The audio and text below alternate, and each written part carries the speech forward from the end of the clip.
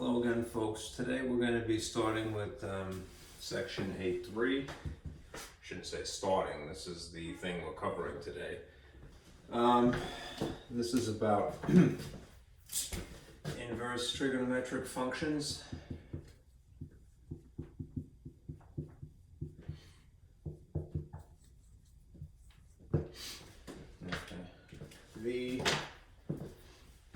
Today is, let me just show you the calendar. Today is December 2nd. No, pardon me, December 1st. Jeez, I'm really gonna get my head screwed on straight. Today is December 1st, the 1st of December, 8. There's two ways to say the same thing. We're doing section 8.3 and then we'll start chapter 9 on Thursday. And then next week we're gonna finish up 9. Okay. I need more coffee, I think. The packet that I have for you today looks like this. There's this page, which compares the domains and ranges of regular trig functions to their inverses. And then there are the graphs of the trig functions that are the familiar three: sine, cosine, and tangent. And then the graphs of their inverses. And then there is some more particular information, including some tables that I took from the textbook, which summarize nicely. This thing outlined in purple is very practical. Do an example pertaining to that. And then the end of this section is basically when you form composites to evaluate a composite, when you have a function embedded in a function. Either the inverse is on the outside, or down here you see the inverse is on the inside.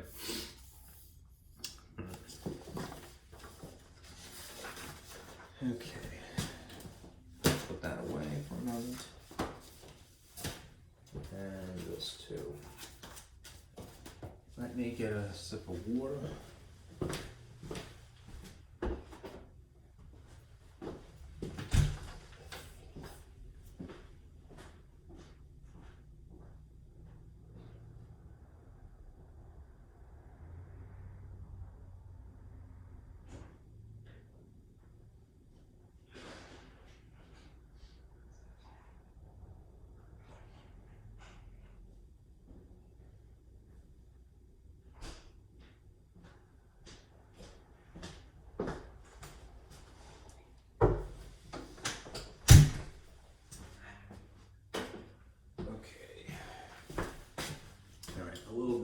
First.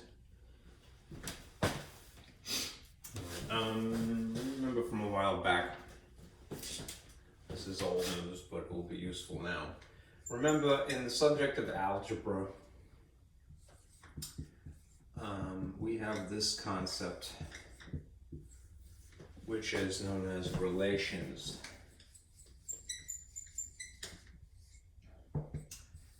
It's a bit faint, so let me switch out here. And a slightly more specific type of relation is a function. And then indeed, a slightly more specific form of function is a one-to-one function.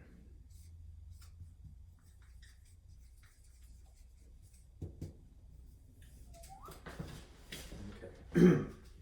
Now, as far as relations are concerned, they're basically any set of x's and y's, a set of ordered pairs.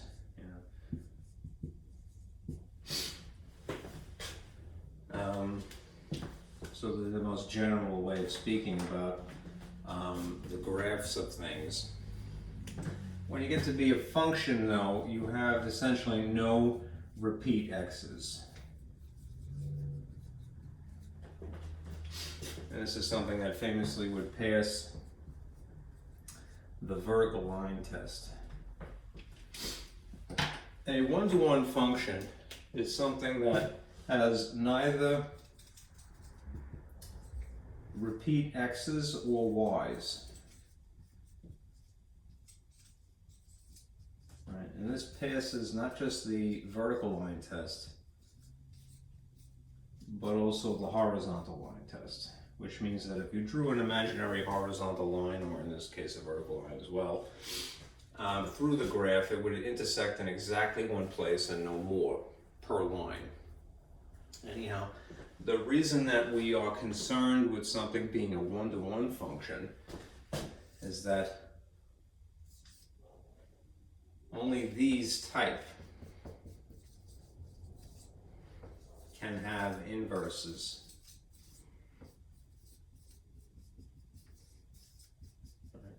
Due to the definition of a function having no repeat x's. So we have to, you're not going to really have to verify. There are just some alterations that we have to make, all right, to the trigonometric functions in order to make them behave this way.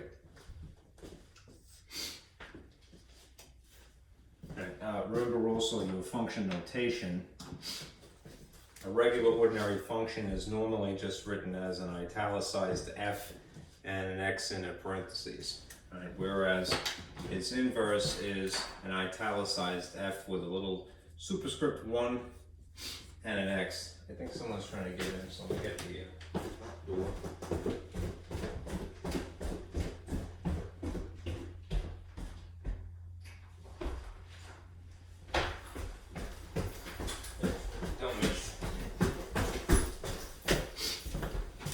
So, lowercase f, but just realize that if you have an inverse, you have to write a little superscript -1. It's not an exponent, it's just a notation. Anyhow, the inverse trigonometric functions can be abbreviated this way as well. You're more likely to see the word sine or cosine or tangent, but then this little symbol. Okay.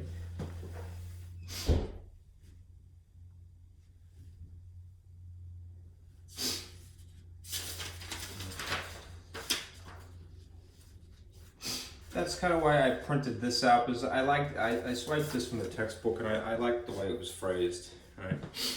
You have this, it says the domain of the one, of the function, is the range of the other, the inverse, and vice versa. Right? If you compared, in terms of trig functions, what those features include, a domain normally is an angle. It's a bunch of angles. The things along the x-axis are, increments of so much pi, usually, which we can translate to degrees. So an angle. The range is a ratio. All right, and then if you have an inverse, it would be those two things exactly flipped, right, switched. The domain would become the ratios, and the ranges would become the angles. I'm out of breath.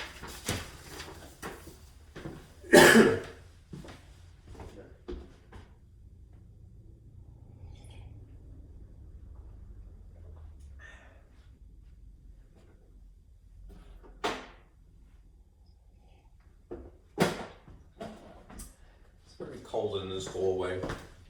Unfortunately, it makes it hard to breathe, I've noticed. All right, let me erase this.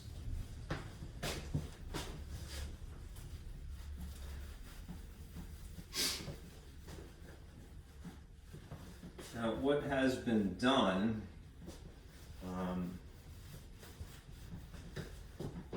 to the trig functions in order to make them meet this criterion, is that they've been abbreviated. The graphs have been chopped. Right? If you can remember, a sine wave, these are periodic functions, of course. Sine, tangent, cosine, and so forth. Periodic functions repeat infinitely.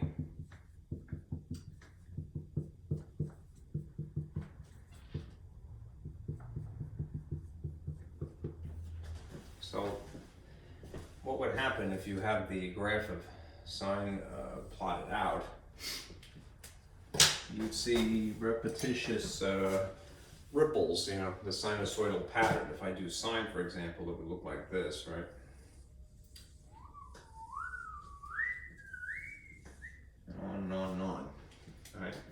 Now, does that meet the qualification of being a function? No. One-to-one function.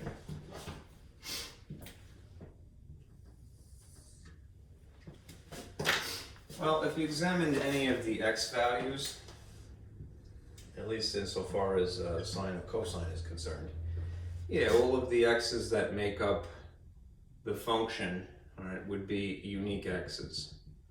So there'd be no repeat x's insofar as a sine or a cosine is concerned. But they would have the issue of not being one-to-one because by virtue of the fact that it's periodic, it has a ceiling and it has a basement here, you know, a maximum and a minimum that it keeps meeting here into infinity. Right. This would be -1 ideally if it came from a unit circle, and +1. So periodic functions, unless they are altered, are not one-to-one. So what do? Basically, we chop off infinity, right? And that is what you see in these diagrams here, right? They're domain restricted, right? Here's sine, right?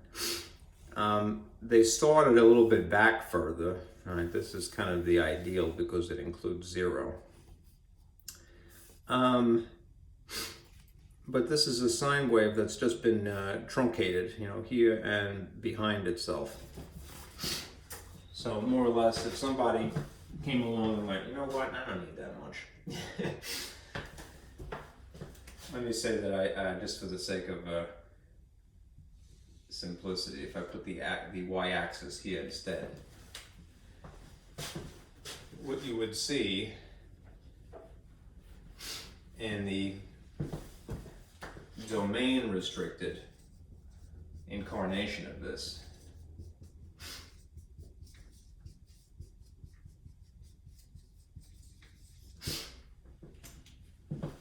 is that it includes most of the cycle, but not quite all of it either.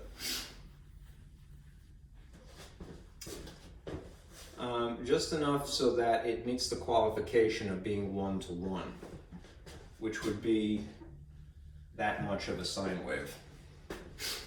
Right, kind of a scroll shape, right? Kind of like fancy furniture. If you've ever seen integrals in calculus, to me it always looks like that. And this is now a one-to-one because it is domain restricted. So it meets the qualification of being one-to-one and therefore can have an inverse. All right, what you see is when you form the inverse, remember when you have an inverse, what's true about the x's and the y's? Inverses are the domain and range switched.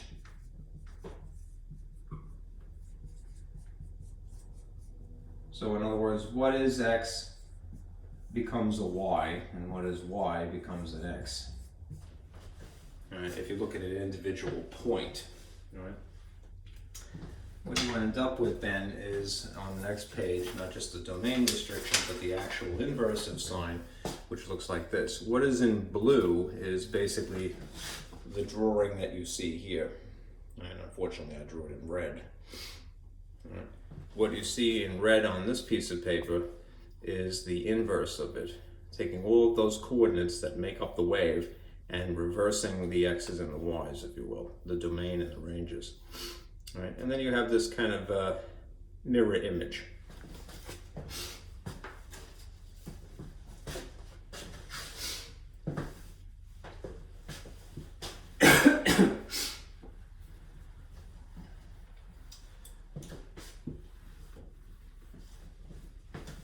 So your picture ends up looking, if I drew it a little bit nicer,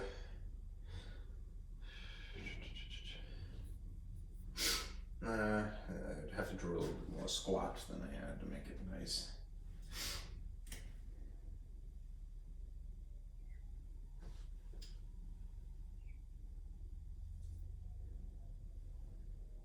This is a bad exaggeration, but you'd see something like this, basically.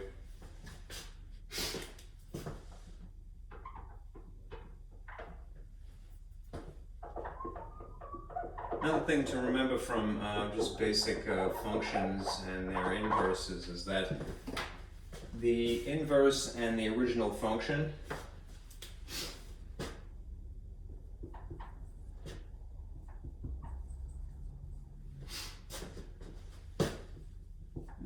and the inverse are symmetrical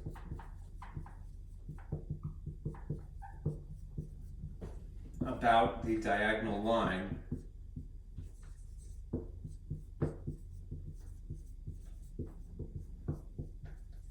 y equals x. So that would be a little bit tricky to draw it in here. If you can imagine, that's why the printouts are probably better. If you can imagine a diagonal line that goes right through the origin here, y equals x, that is the line of symmetry. Instead of having a vertical line of symmetry or a horizontal line of symmetry, you indeed have a diagonal one.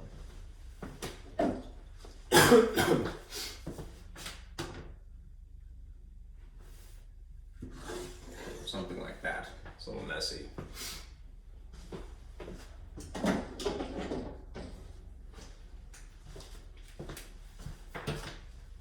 Anyhow, that's what you see is this green line here. The only difference between my drawing and the printout, which is nicer, is that I reversed the colors here. The blue on this copy is the original sine function. All right, now similar things can happen to cosine and tangent. Right? Here is the truncated version of cosine. All right, it starts right at 0 and it goes as far as pi. All right, down here note the domains of each of these. That'll become important later. 0 to pi is the domain restricted incarnation of cosine. All right, negative pi halves to pi halves is the domain restricted form of sine. Tangent, you can get away with just using one wave of this, the whole incarnation of the wave, rather than chunks of it. These aren't quite complete waves, you notice. But this fits, tangent being the nature of it, shaped like this. You can actually get one complete cycle. Right? So you just go as far as the asymptotes. So negative pi halves to pi halves. Right. Then when you form the inverses, right, here is what cosine would look like, which is actually, I think, very pretty.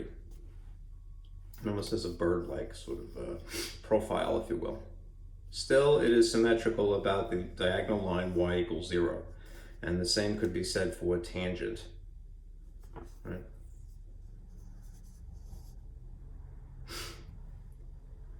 Right, they're just showing you a little bit of it. Okay.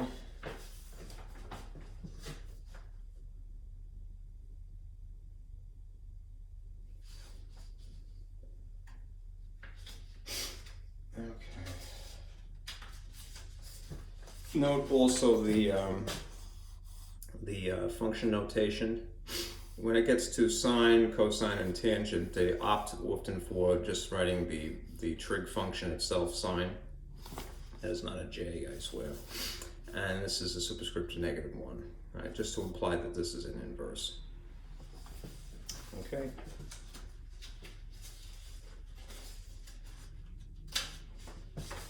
Okay. Let's turn my paper here.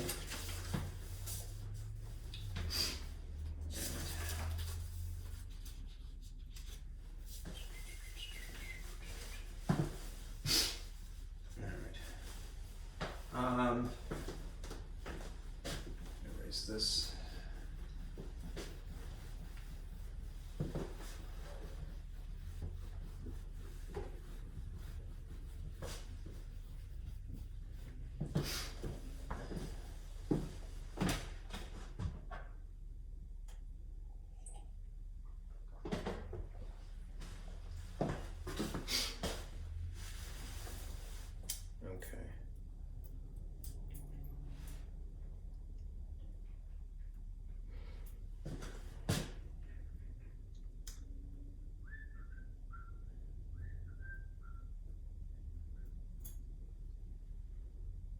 I don't want to confuse. Just if you ever come across an older textbook, don't be deterred. All right. In older textbooks, the notation is a little bit different. What you might see is this.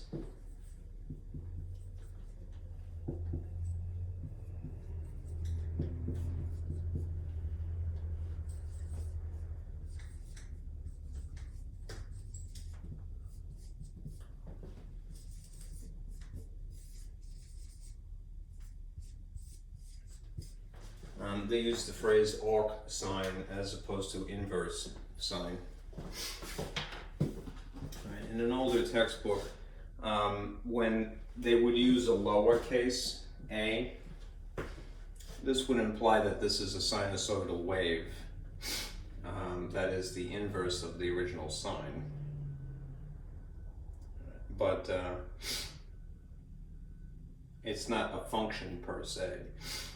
This is implying that domain restriction hasn't occurred yet.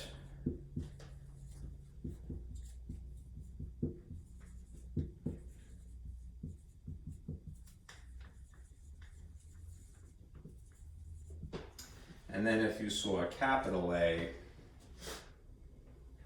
this implies that a domain restriction has occurred.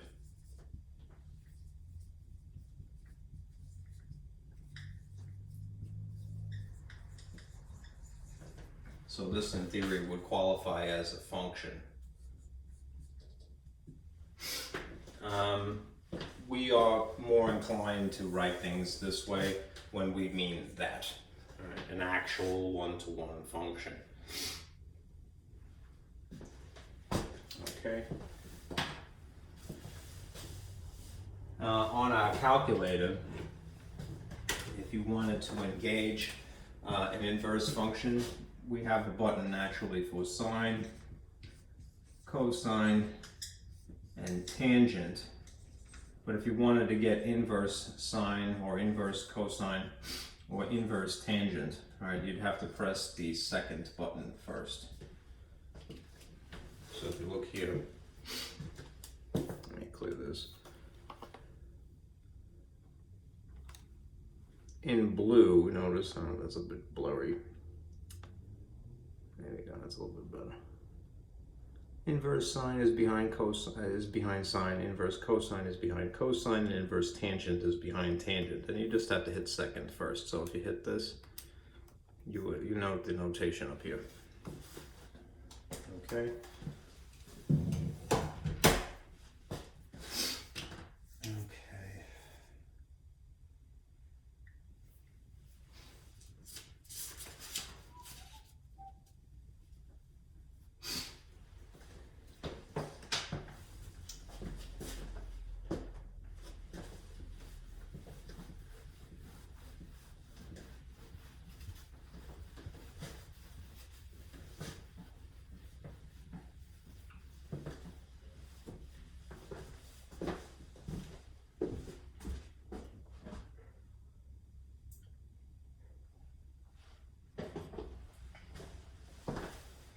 Okay. All right, now as an assignment, an example you might see,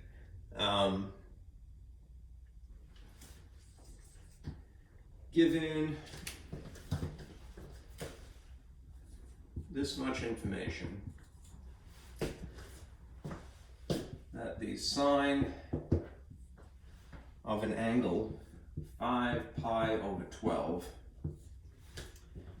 is about equal to 0.96593.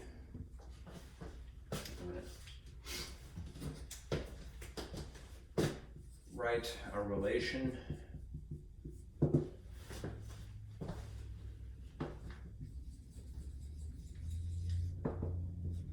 involving the inverse. Just remember the nature of functions and their inverses. Right? This, although it's a little bit alien hieroglyphics, right? That is an angle, right? And that is normally the input, right? It's the argument of the function, so it is indeed the input. It's in parentheses. This, although it's written in the style of a decimal, right? This is the output, and it's this is really a ratio. All right.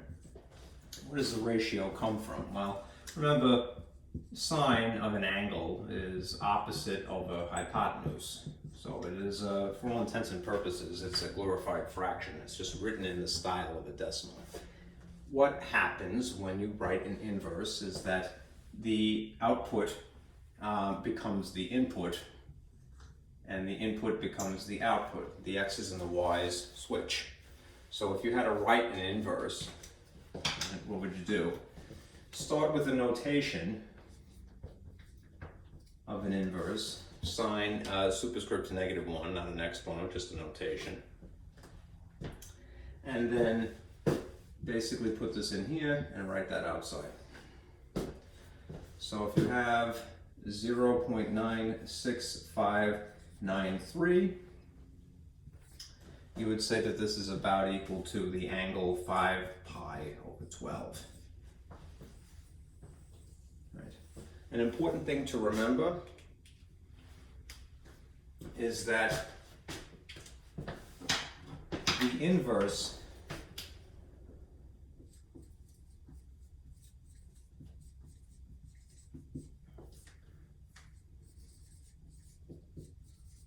basically gives you the angle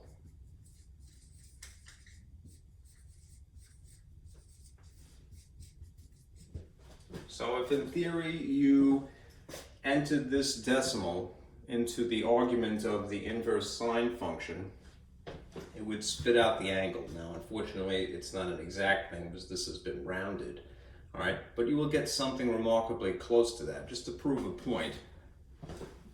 How many degrees is this? So many degrees, right? You'd have to convert it just for argument's sake. All right. Remember, 5 pi over 12 is pi radians.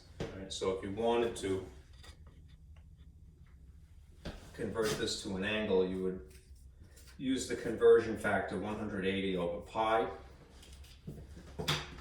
Cancel out your pi's and then simplify. First, 12 and 8, 180 are divisible, so 12 divided by itself is 1. All right, 12 goes into 18 roughly once with 6 left over. 12 goes into 60 exactly 5 times. Right? 5 times 15 is 75. So this would be exactly 75 degrees. If I use this much of the decimal, all right, I'll have something remarkably close to 75 degrees, probably just short of it. So if you just beware, you may have to change your calculator settings, right? So if you go to mode, make sure you're in degree mode if you want degrees. Hit second inverse, and then type in 0.96593, and you should get something very close to 75. Almost right on the nose. Right? The reason it it's not perfectly accurate is because I used a decimal that I rounded. All right, so 75 degrees. Okay.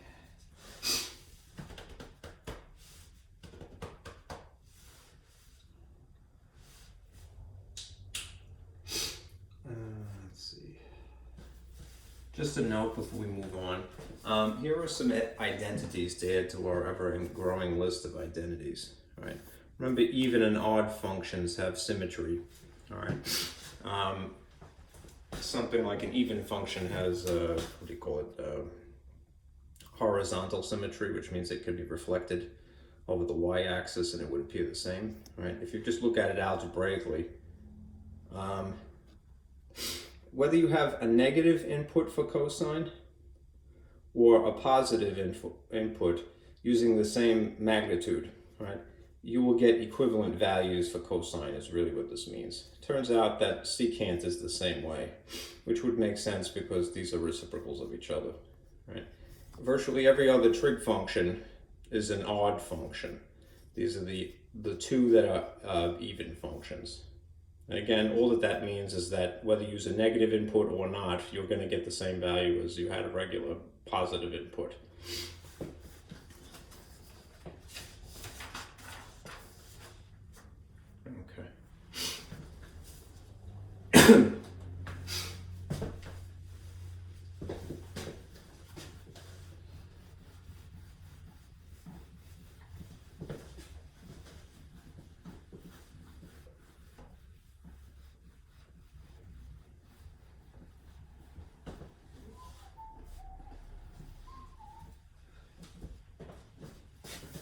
Now, in terms of evaluating,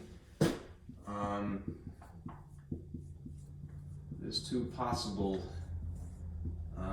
situations when evaluating. Right? If you are given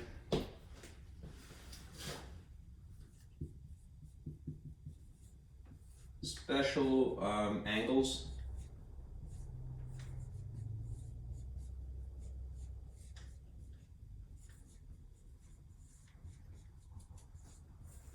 say for example the 30, 60, 90 situation, or the 45, 45, 90 triangles, you can get an exact answer.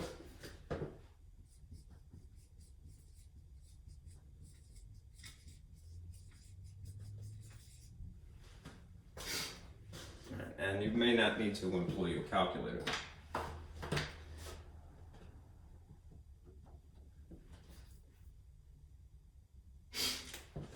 If you are given something else,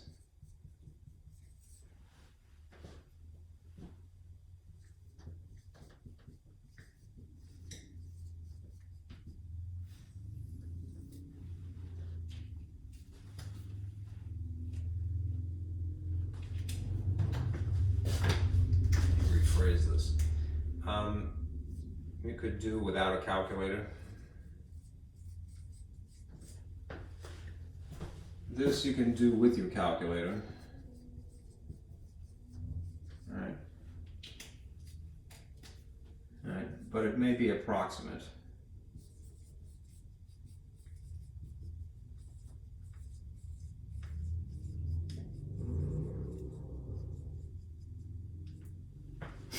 All right, just you'll have a decimal and then it will round. Here's an example.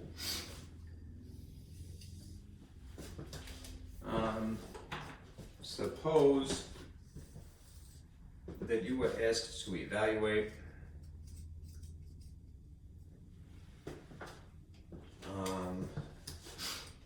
the inverse sine of 1/2.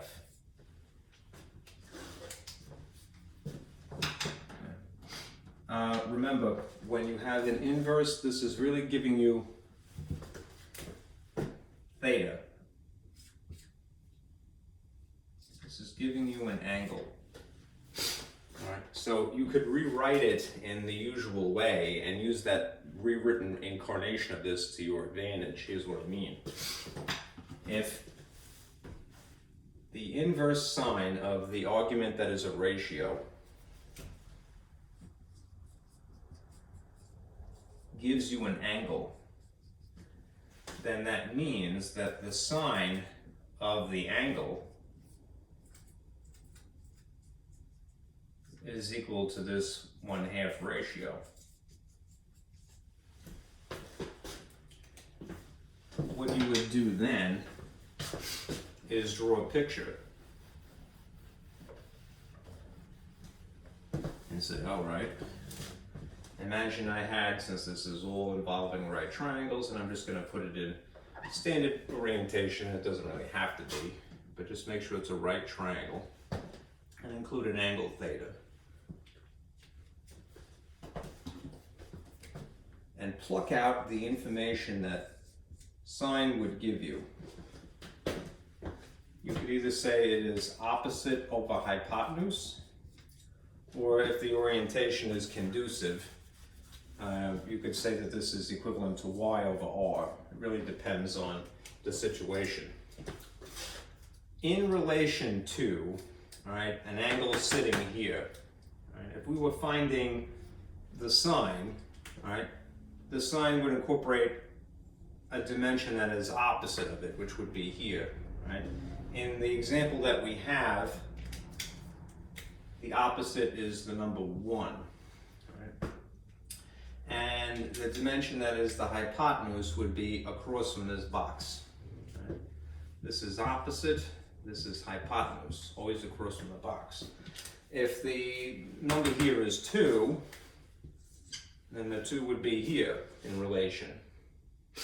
Now, if you have dimensions, 2 out of the 3, that are 1 and 2, I mean, you could via brute force using Pythagorean theorem prove what is here, but you might recognize this information from a 30, 60, 90 triangle, which means that this, whether you use Pythagorean theorem or not, would end up being the square root of 3. And if that is the orientation, if this is square root of 3, 1 and 2, then that is a 30-degree angle, because the square root of 3 is always on the side that has 30 and 90. Right? Which means, what is this angle? It's 30 degrees, right? And if you had it in pi radians, it would be pi over 6. This is an exact answer. Employing special right triangles. If you had something else, for example, the inverse sine of this ratio, 0.97, you could convert that to a fraction in theory. And then figure out what the dimensions of a triangle are, but you're not going to get an exact answer, right? Just remember, if you see an inverse, this is giving you an angle in return, right? You could just use your calculator. If you want, put it in degree mode, put it in radian mode. So if you use, clear, sine, inverse sine of 0.97, and my calculator is set to degree mode. This will spit out the angle here. 75 just coincidentally 0.93, whatever it is. All right. If you have your calculator in radians, just realize that you're going to get a decimal again, all right? Just for argument's sake.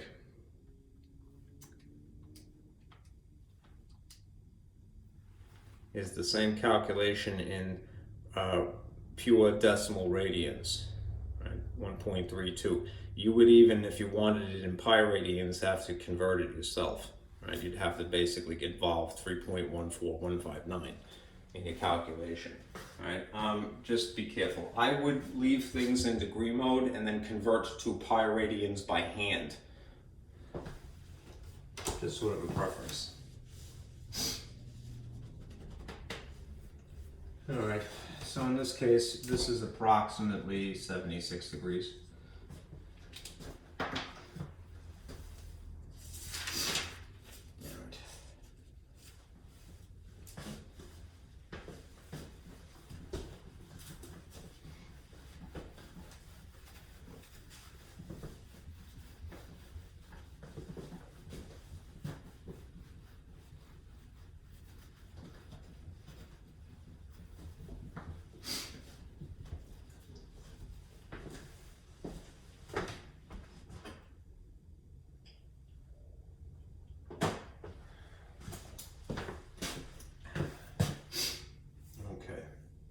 Let's do a couple of these.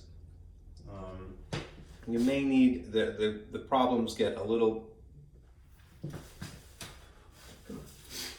math fly. Come on, dude, get out of here. They get, I wouldn't say progressively harder, they're just more obscure. Right? So you can handle anything, but sometimes it's not obvious just by looking at it what you're doing. So let's say that you had to evaluate, and in this case, you're given the inverse sine of this ratio, negative square root of 2 over 2.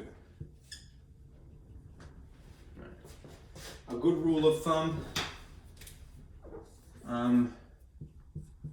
when you can, draw a picture.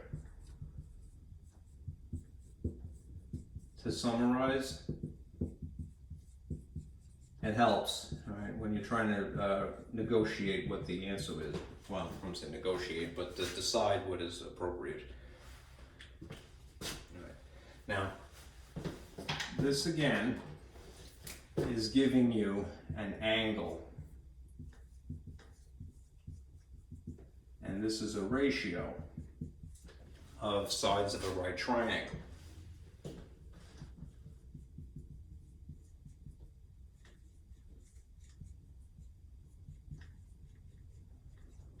So if you wrote it in the usual way, sine of theta is opposite over hypotenuse, or in theory it could be, if it was in standard position, y over r. You could fit these pieces in those appropriate parts of the ratio. This problem is going to be an added step because it is actually rationalized. You'll see what I mean in a moment. Another thing to keep in mind, r, radius, is always positive. All right. Only x or y are negative in the ratio. Okay, so I'm going to put this negative attached to the square root of 2 up here. And then there's 2 here. All right. That means that we have, in theory, a negative y value. All right. Now, where on a coordinate plane is y negative?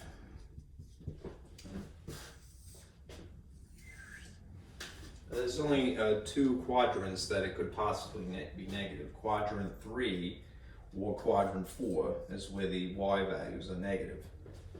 So I always draw a radius perpendicular to a horizontal axis. All right.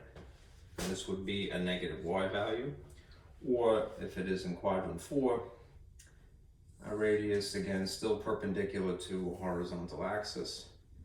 And this is a negative y value here. R and R.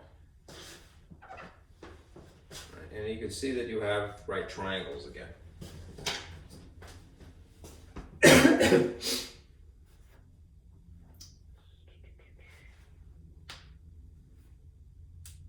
All right.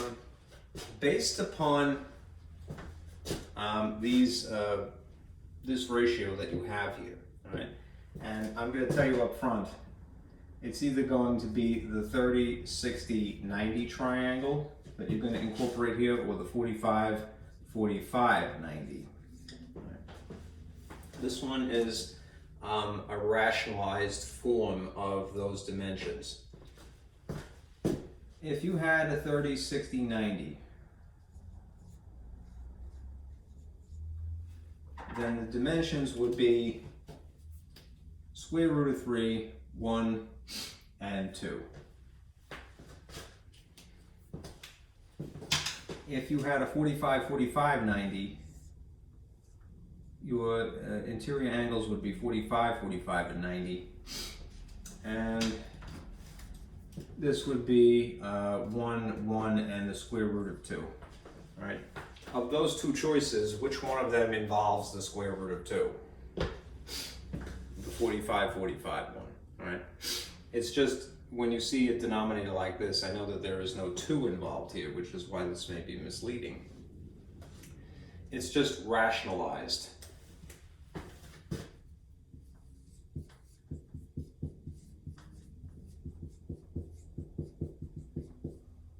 Denominator. Remember that old etiquette, good etiquette is like sticking your pinky in the air. It's not really based upon logic as much as it's based upon aesthetics, how something looks. Before the advent of calculators, it was more difficult to have a radical in a denominator. So to circumvent that issue, what we were taught to do was to rationalize the denominator, basically rearrange the parts so that you have an equivalent.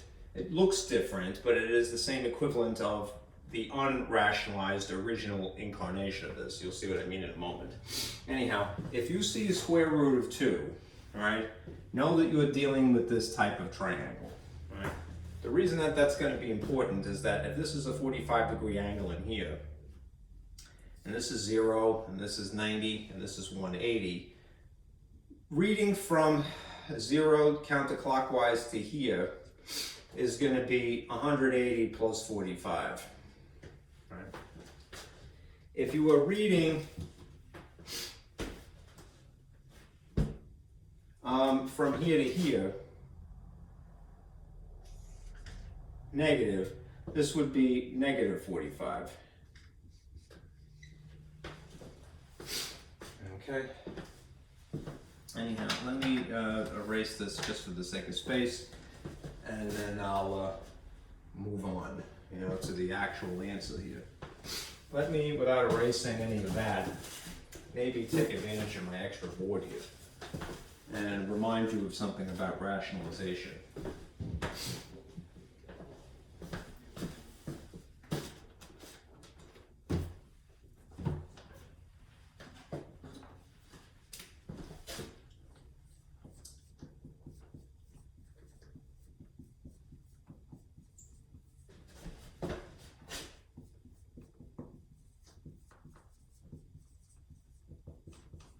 When you rationalize a denominator, you are essentially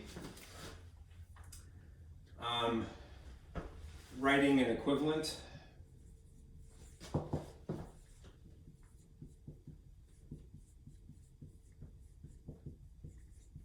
ratio. Right? If it's equivalent, it means that they equal. Right? They will look different, right, but have the same value.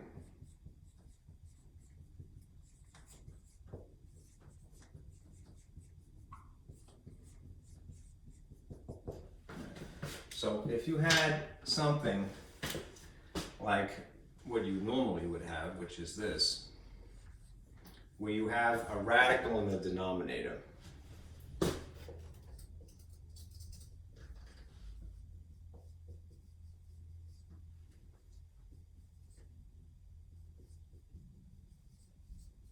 you would be asked to rationalize the denominator. All right. How do you basically change the appearance of something without changing its value? If you multiply by 1, right, that isn't going to change the value of anything, right? Well, how can you create 1? You could create 1 out of a ratio of a lot of different things. 1 over itself is still the value of 1. 2 over 2 is still the value of 1 overall. 3 over 3, 7 over 7, negative 5 over negative 5. And even something ugly, like the square root of 2. The convenient ratio of 1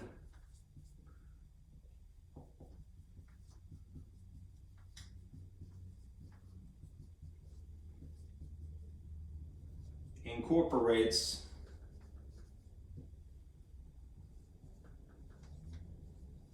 this denominator for the sake of cancellation. Now, if you had a binomial term or sort of denominator, you would have to consider something else, all right? Or if you had a cube root, you'd have to consider something else. But 9 times out of 10, all right, if you're just dealing with a square root anyhow, you write whatever you see here. And then to make it legal, to get away with it, you make sure that the numerator matches. How come? Because even if this is irrational, 1.41, whatever it is, into infinity, it's something over itself. So this is still the value, a convenient ratio of 1. Just looks different. What is 1 times that? The square root of 2. What is the square root of 2 times the square root of 2? It's going to be 2 ultimately, but if you want to take several steps to get there, no, there's no sin in that. It is this thing in 2 iterations, which means it's square root of 2 over 2. So when you see something that looks like this, as we have in the example we're doing here, know that is what it came from. This is rationalized, and this is the way it actually would be. Right? Again, this is from the days before a calculator, when if you had to do a lot of these calculations by, in your mind, all right, having an irrational number in your denominator is hell. All right? We don't even think about it anymore because we make the calculator do all the work. All right? But this is a way of circumventing that issue. Okay. Similarly, if you had something like, the square root of 3 over 3, it would probably have come from something like this, the square root of 3 over 1, 1 over the square root of 3. So you would multiply by the square root of 3 over 3, and you would get that on top, and you would get that on the bottom. Or some other situation. This is the one that we're working with here. Alright.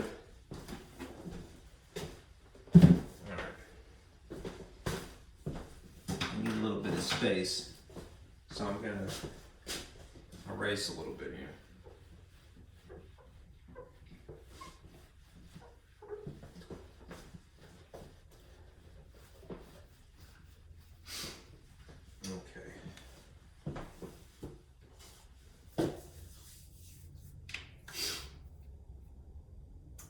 Now, if you're finding the inverse sine of this function, we're finding the angle. Because of the nature of it being a negative y, in theory we could have different angles. We can have the angle that goes all the way from, counterclockwise, which is more or less normal, right? Or you could, in theory, go all the way this way, like so, and get to that same terminal side.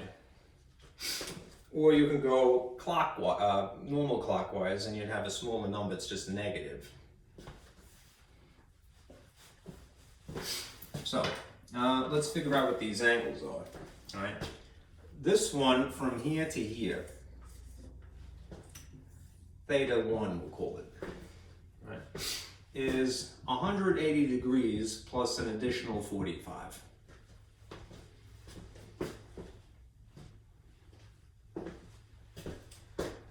Which makes it what?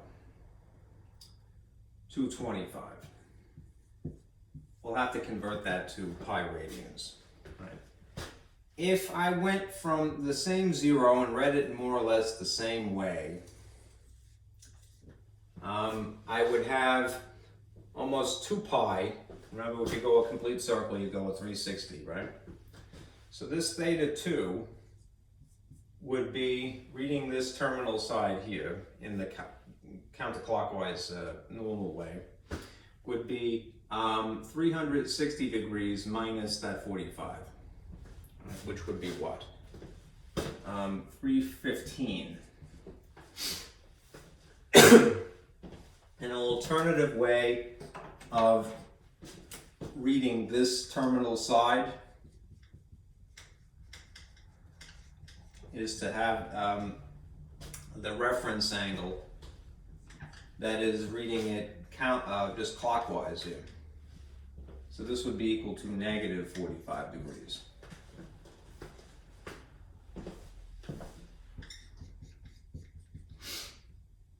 This is a reference. Now, why bother with using a reference instead of this? Because it's a smaller number, so it is arguably more convenient.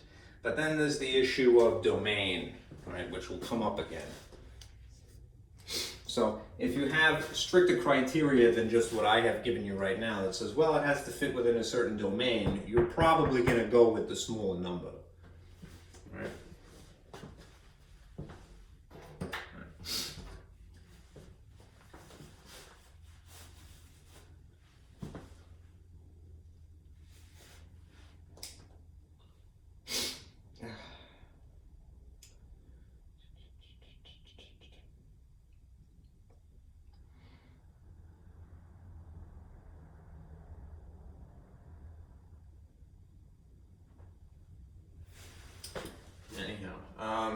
Just to complete this thought, this is a y value, this is an r value. If you're reading theta, let's say in this orientation, what is opposite of theta? It's opposite over hypotenuse. Opposite of 45 is 1. The radius is the square root of 2, right? 1 over the square root of 2 is rationalized to square root of 2 over 2, right? And if you're saying that this is oriented down here, this is a negative here or here, right? Which is why you have a negative there, okay? Anyhow, just to complete this thought now, 225 degrees times pi over 180. We'll convert this to pi radians. Right. You could attempt to simplify first, or do it after the fact. Let's see, they're both divisible by what? 15 would work. Right. 15 goes into 18 one time with 3 left over, so 12. 15 goes into 22 once, with 7 left over, and 15 goes into 75 5 times. I could use a better factor here. These are both divisible by 3. 3 goes into that 4 times, 3 goes into this 5 times. The bottom line is that this is 5 pi over 4. That's one possibility. If you're just using this figure rather than 315, then you would say that this is negative pi over 4.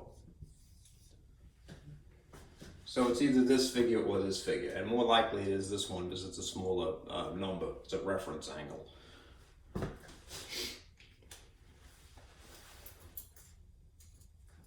Okay. All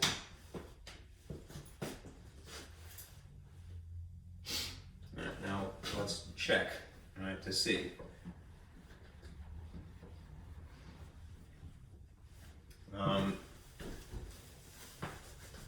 When you look at sine, I'm going to go back to this, right? And it doesn't matter whether you're looking at the inverse domain and range or just a plain domain restriction, right? It's really the angle interval that is what's important, right? So they usually would tell you when you have a problem, well, you know, it has to be in a certain range or domain, right? If you're just paying attention to this interval of what is allowed, all right, in order for this to qualify as a function, it's from negative pi over 2 to pi over 2.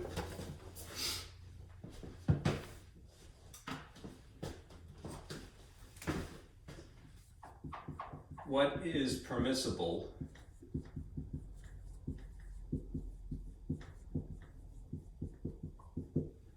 this interval for an angle, right, rather than get bogged down with referring to it as a domain or a range for technical reasons, just realize that we're talking about the angles is really the interval of concern, right? Negative 90 is what pi over 2 is, right here, and positive 90, right? Well, the number that was the larger number, 5 pi, let me erase this because there's just too much gobbledygook in the way.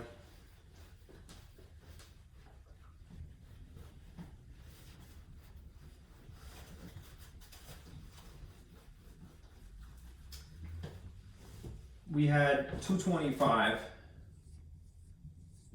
all right, which is equal to 5 pi over 4. And we had 315 technically, which we calculated as negative 45 degrees, which is equal to negative pi over 4. One of these two fits in the permissible spectrum, right? At least if you go for the reference angle.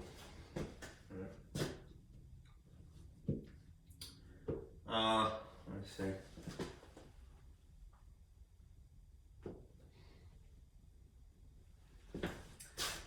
So it would have to be this one. Okay. This is just too big, right?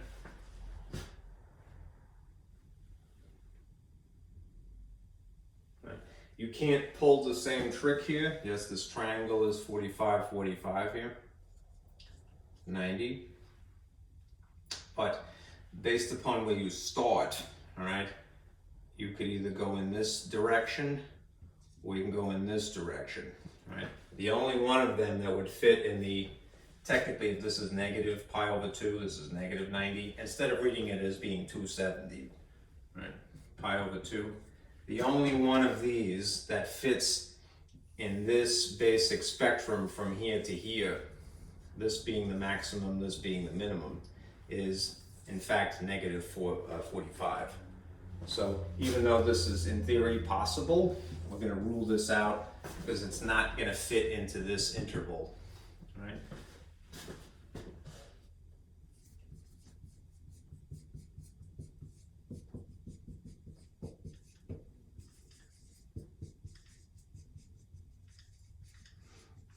Okay.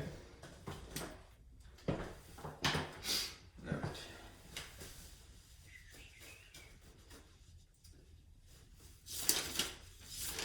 All right, let's do another one of these and then move on. What time is it now?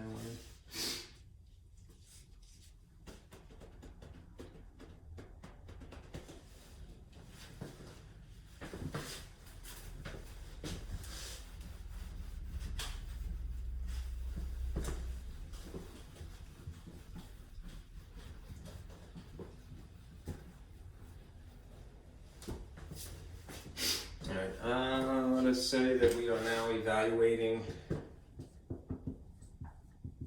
the cosine, inverse cosine of this ratio. Negative pi, pardon me, negative radical 3 over here, over here, I'm over here now. And remember, if you have an inverse, this is going to give you an angle, right? Whereas this is a ratio. Right? If you rewrote it in more or less the usual way, this is the cosine of theta would give you the adjacent dimension over the hypotenuse, and often that is the x over the r. I say often because it really depends on the orientation inside the triangle, right? This is what would be practical. Right? Now, remembering r always positive, right? That would make this a negative square root of 3 above the line and 2 below the line. Okay? Draw a picture. right? And pay attention to this being a negative x value. Where is negative x possible? Negative x could exist in quadrant 2 or quadrant 3. That is the negative x realm, if you will. Right? So if you had a point perpendicular in here, you could have a drawing like this or oriented like that. Okay. If you see the dimension square root of 3, a little alarm should go off in your head, like, these are special right triangles. All right, remember, you're either going to have the 30, the 60, the 90, right, or the 45, 45, 90. And although I'm just not taking the orientation into consideration right now, it is good to know this much.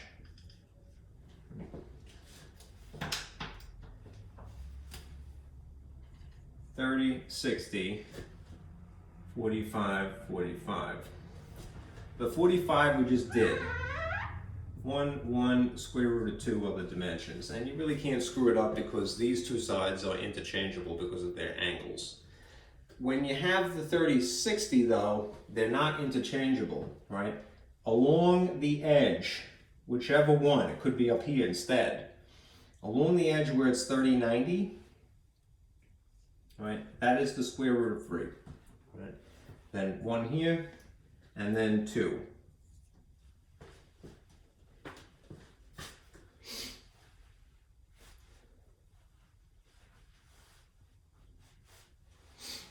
Okay, in theory, if this were reoriented like this, so that you had a 30 here and a 60 here, you'd have the same dimensions in respect of one another, 1, 2, and square root of 3, but your square root of 3 would be a y value in that case. All right, and then a 1 here and then a 2. All right, so just beware of that. All right. So anyhow, if you have a negative x value, this is negative square root of 3. Both of these are sharing the same side here, which I'll just highlight in blue. And then the y dimensions, one would be a negative y and one would be a positive y in theory. And if this is where the x is, square root of negative square root of 3, what that means is that this has to be where the 30-degree angle is, right? If that is square root of 3 for the x.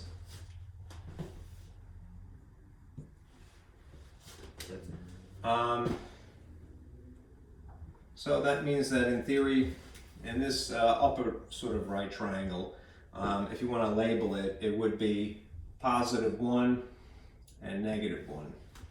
And the radius is always positive, so you don't have to worry about that. But this would be a 2 here or a 2 here. All right. Now, if again, we're reading it in the normal way, which is weirdly counterclockwise, right? We would be reading from 0 degrees to that terminal side. All right. So in theory, theta would be 180 minus 30, which is 150 degrees. Right? If we read in the same normal orientation that way to this terminal side, right, then this second theta would be 180 plus an additional 30, which would be 210. Right. Let's see.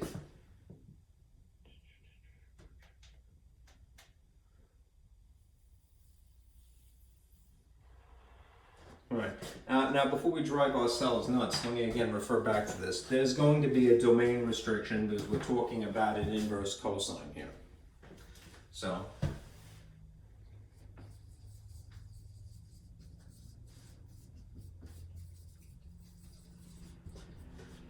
because of domain restriction, we must consider, all right, the interval.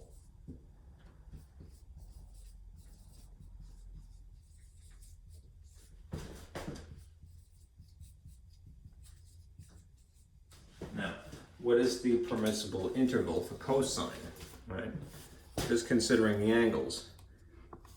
What it came from was domain restricted cosine, right, this inverse. So the domain restricted cosine's interval for angles is 0 to pi. Right? The permissible interval is 0 to pi. Let me dip this slightly. All right. What is pi in terms of an angle, degree angle? Essentially, it's 180 degrees, right? Which one of these fits in that criteria? Just that one, right? And even if we tried to read it the other way, even if you try to read from here to here, and you could say, well, it's negative 150, we're only dealing with the positive interval here, right? So we can't get away with that crap from before, right? So just convert this to pi radians, right? Which means that you would multiply this by pi over 180, cross out the zeros. It's like dividing by 10. They're each divisible by 3. 3 goes into 15 5 times, it goes into this 6 times. So you have 5 pi over 6. That's what beta is. Right? This one we have to rule out.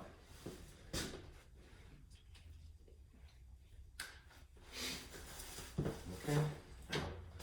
The Band-Aid is pulling on me here.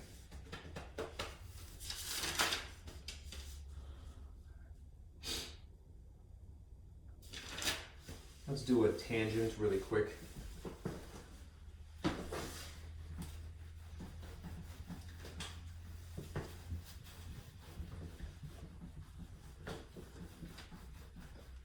It's very overcast today.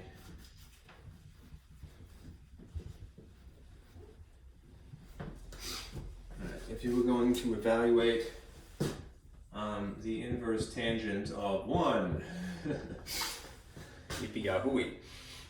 Again, there's sort of dialogue that you have to sort of brainwash yourself to always say when you're doing these. All right? This is an inverse, so it returns an angle.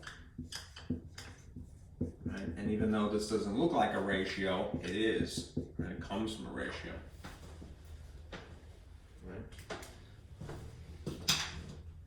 So, notice that it is a positive. Okay. Even if I divided it into 2 pieces, the outcome would have to be positive 1. So what produces a positive 1? Well, you could either have a positive x, pardon me. If I'm talking about tangent, remember, tangent is opposite over adjacent, which usually means, well, never mind, usually it is what it is. All right, it is y over x. So that means that you can have a positive y over a positive x, or in theory you could have a negative y over a negative x. Right. And then you have this in terms of a drawing. Where would you find positive x's and positive y's? In quadrant 1 in theory. Where would you have both negative? In quadrant 3. So if you drew a right triangle here, right, or there, this would be a positive y and a positive x and a negative y.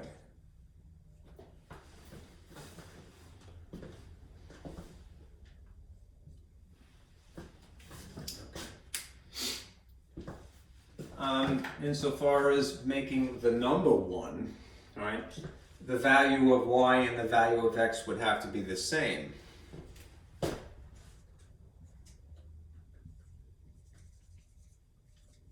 The same magnitude, so they'd have to be the same number in either respect, right?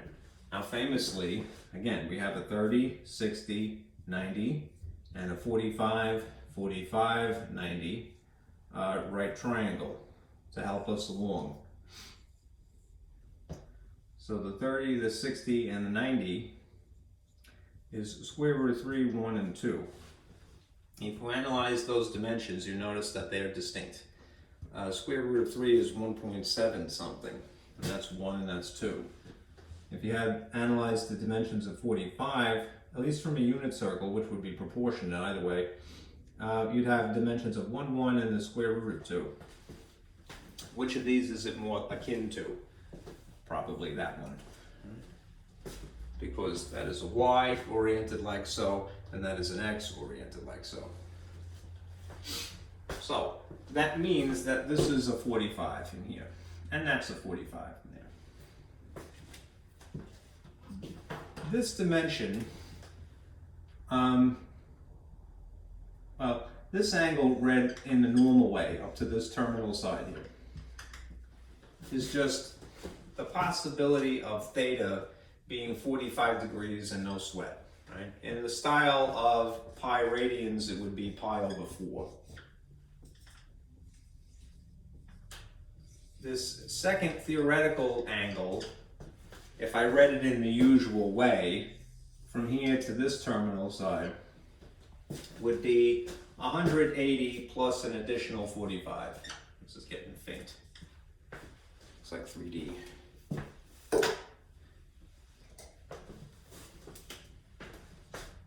So this is 225. And if I'm not mistaken, we had calculated that before. Right? 225 times pi over 180. I'm going to start with 15 because I know it works. 15 goes in this once, with 3 left over is 12. It's probably 45, I know 30 I'm using, that should be better. 15 into this is once, with 7 left over is 15. Yep, we did do this. 15 over pi can be simplified further. Divide by 3 is 4, divide by 3 is 5. This is 5 pi over 4. Let us see what the permissible interval is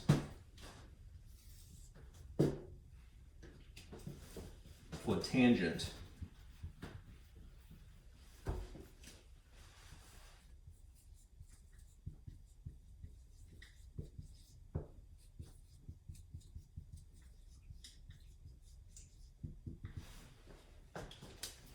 go to our diagram here. All right, this is domain restricted tangent here. The domain for the angle is really the way you should think about it, is not including negative 90 or positive 90. Notice the parentheses versus the brackets. These are asymptotes, right? But anything in this space, right, would in theory be okay. All right. So, which one of these fits into that criteria, or that spectrum? If we're allowed to go from negative pi over 2 to positive pi over 2, which in theory, negative pi over 2 would be negative 90. It's really 270 degrees, right? And positive pi over 2, which would be 90 degrees. Which one of these fits into that space, right? Basically in this realm, all right? Not 225, just pi over 4. Okay. All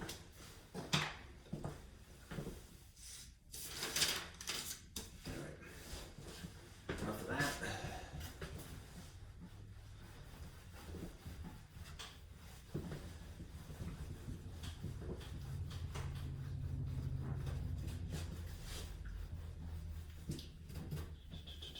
a sip of water.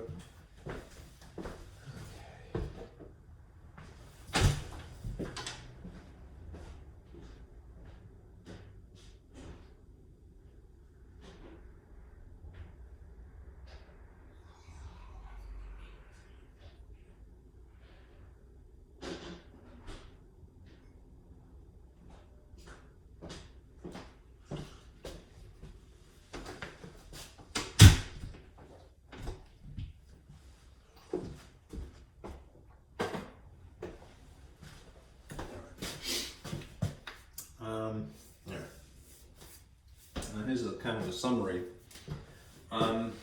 When given a right triangle,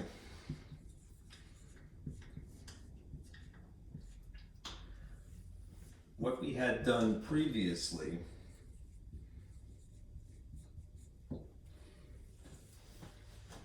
was use functions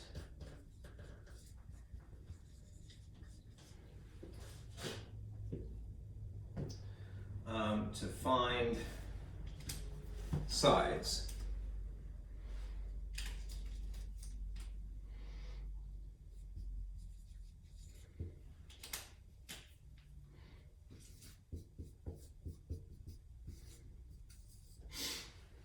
Okay.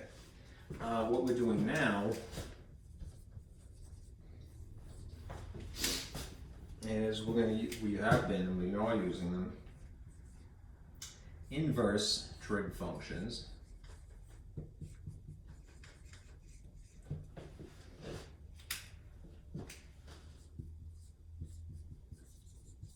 to find angles.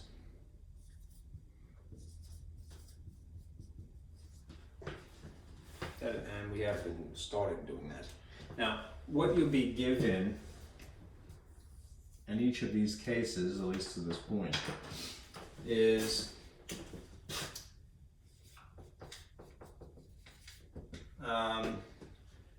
usually one side out of four, out of 3, and one other angle, right? Because 90 is assumed.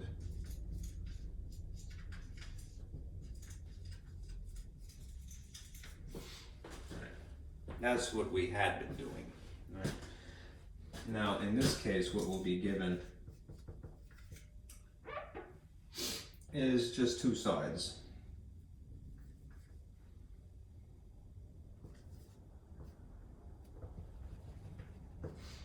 And that is sufficient information.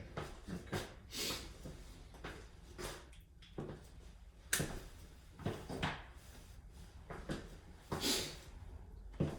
And this is part of the process known as solving a right triangle, which is to get all of its side lengths and, in theory, all of its angles.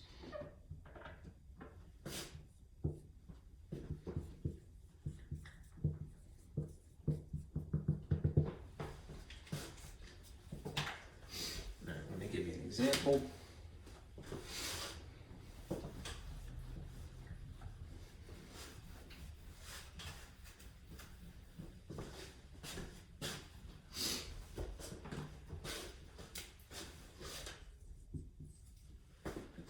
Suppose you have a free-floating right triangle. It's not on a plane per se, it could be in any orientation. But it has, it's a right triangle, so the box should be there. And we want to know the angle here. And we know this much information.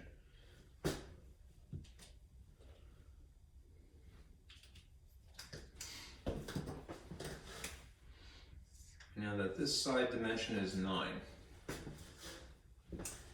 and this side dimension is 12, right? Just having these two side dimensions, we could calculate the angle in between them. And I should mention that. Right. save that for later.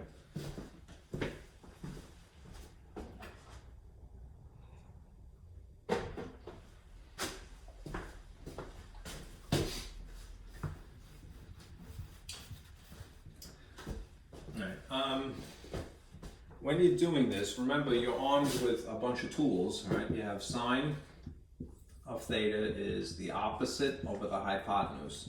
It's really SOHCAHTOA that would be useful in a situation where you have a free-floating, any orientation of a triangle. Adjacent over hypotenuse and tangent. Opposite over adjacent. All right, which does this most closely resemble in respect of the angle that we're looking for here? Well, in relation to this theta, this is adjacent, right? And this is a hypotenuse, which we could tell anyway was across from the box. So if we had to choose one of these three, door number 1, door number 2, door number 3, it's cosine that would volunteer. Right? We just have to write it in the style of an inverse. Right?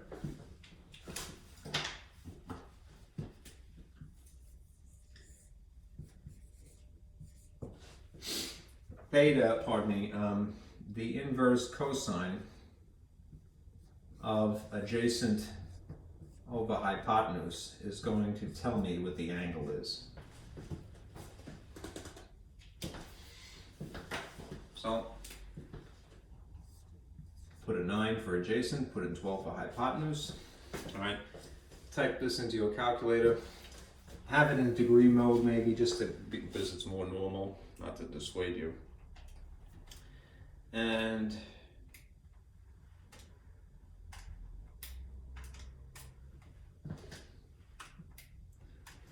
enter it as such. I put it in the fancy way, right? 9 over 12. And you see that you have this. This is in radians. I have to switch it, sorry. Didn't take my own advice. There you go. 41 approximately. So this is about equal to 41 degrees.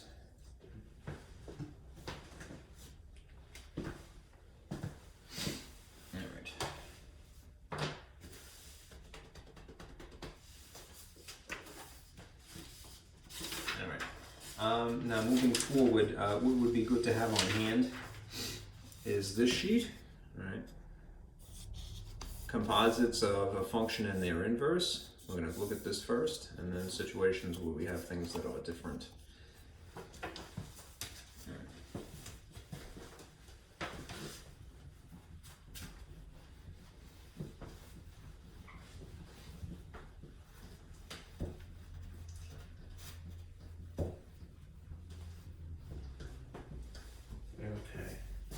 Now, an important thing to remember,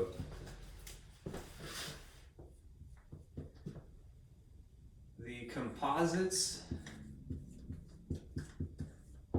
which is when you basically embed a function within a function.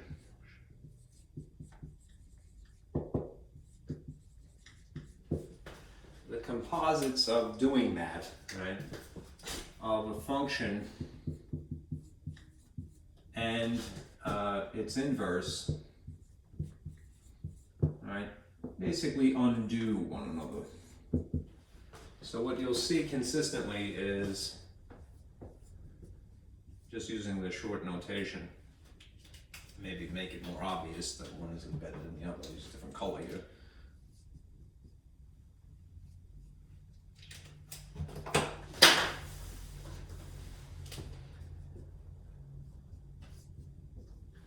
This is the result, right? Even if you had it switched the other way around,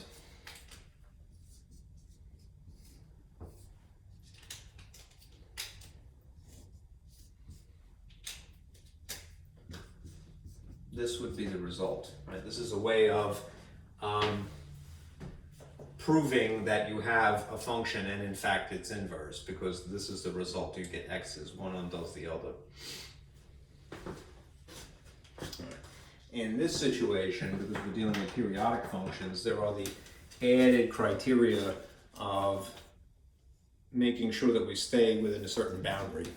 So what you'll see here is that if you took the sine and embedded its inverse in it, yes, it would produce an x, but you would have to be in this spectrum from -1 to +1. And similarly for cosine, from -1 to +1. Right? What you can get away with, because of the orientation of the function, the tangent inserted, inverse tangent inside tangent will give you x, but you could get away with being from -infinity to +infinity. The orientation of inverse inside, inverse outside is very important, because the spectrum changes. What is permissible, you'll see, is that for the inverse sine with sine inside of it, it switches, all right? So we have this range of -π/2 to π/2, right? For cosine, it's 0 to pi, and so forth.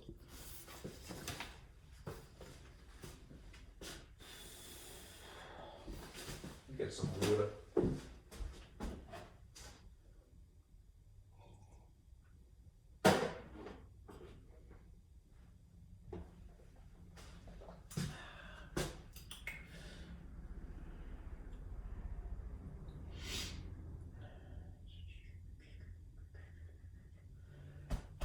Okay.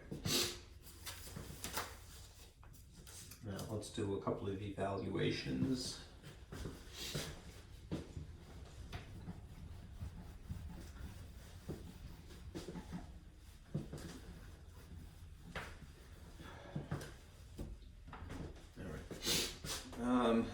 Let's see.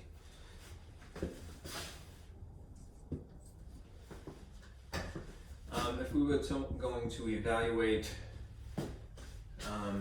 the inverse sine of the sine of π/3,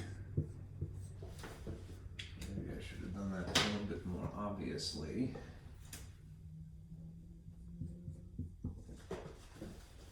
Okay.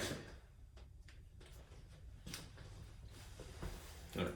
Now, notice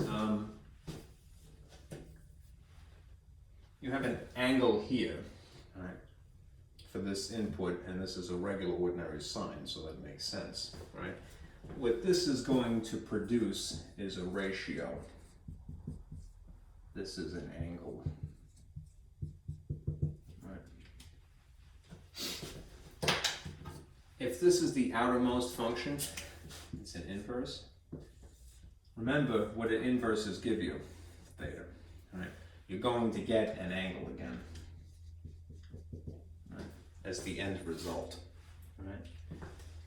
If, right, we are in, if this angle here is in the permissible interval, right, then the answer could just be π/3. Check the permissible interval for this arrangement.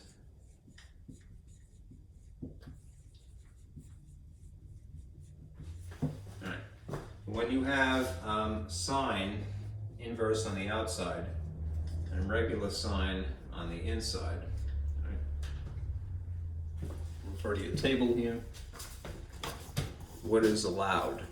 Right? Inverse sine of sine. We have to be in this range here, this spectrum, for lack of a better phrase, -π/2 to π/2.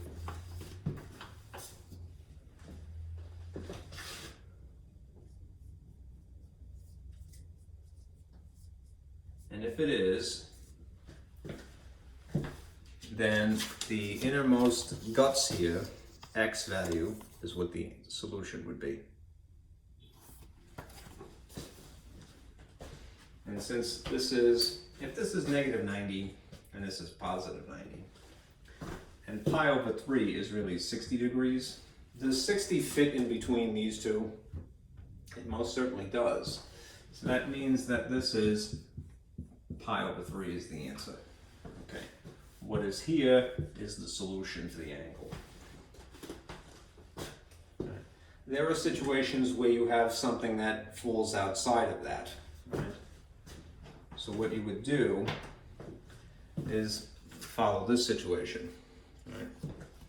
Let's see what you see here. To evaluate a given inverse of a function, I'm going to read this to you. All right. Given an expression of that form, all right, if the theta is in the restricted domain of f, then that theta is the answer. Okay. And it is in this case. If it is not, then you find an angle called phi within the restricted domain. Right? This is the notation you're going to see. Right? If theta is outside the restricted domain,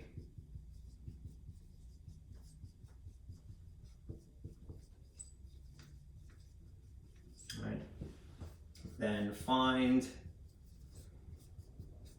an angle that isn't, that is in the normal range, the domain.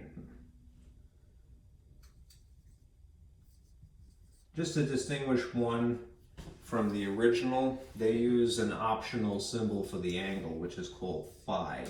If this is theta, which is what we usually have for an angle, then what you look for is phi, another Greek letter, an alternative angle, right?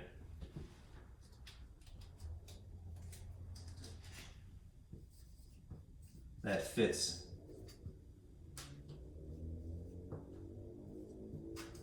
Okay, it is an equivalent, basically.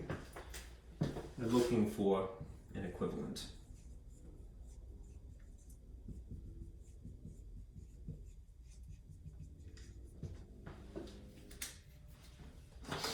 Let me give you an example.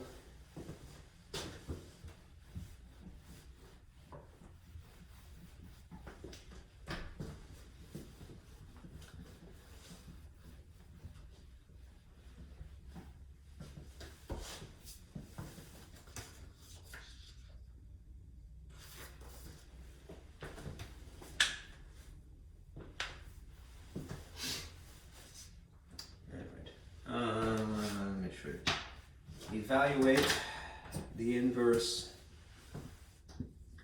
sine of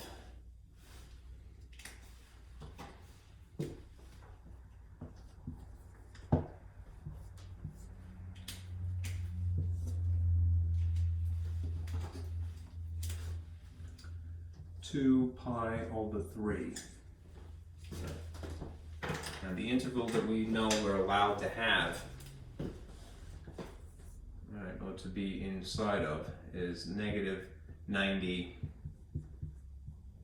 to positive 90.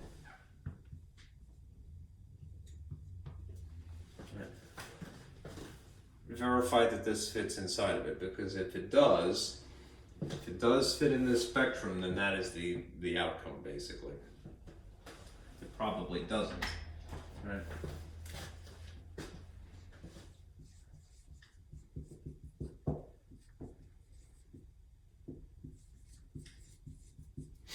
If you have 2 pi over 3 and you convert it to degrees, it might be a little bit easier, at least for me it is. So I'm more familiar with degrees. Use the conversion factor, oriented 180 on top with pi on the bottom for the cancellation effect. Right. 3 and 180 are divisible by 3, this becomes 1, this becomes 60. Right. Left over 2 times 60 is 120 degrees. Right. 120 degrees would be outside the spectrum.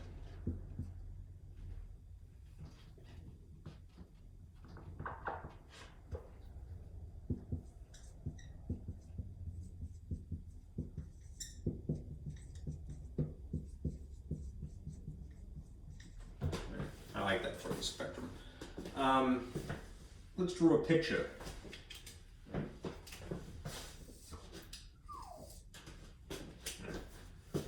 Where is 120? Now, if we know, it would be good to memorize this much information, that you start at 0, right? And the quadrant angles, quadrantal is 90 here, and 180 here, and 270 here, and then a complete 360 back at 0. In degree form, all right? All right, then you could position 120 appropriately. All right? Basically, the alternative way of saying 270 is -90. So in theory, your angle would only be allowed in here. This is permissible.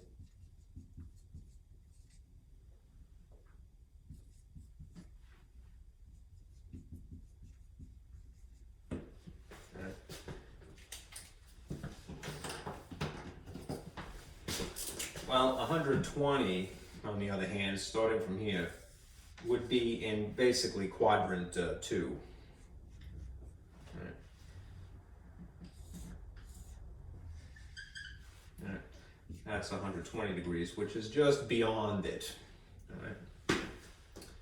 What we will do is we will find a reference angle, right, which is, we're going to, instead of calling this theta as we normally do, we're going to call this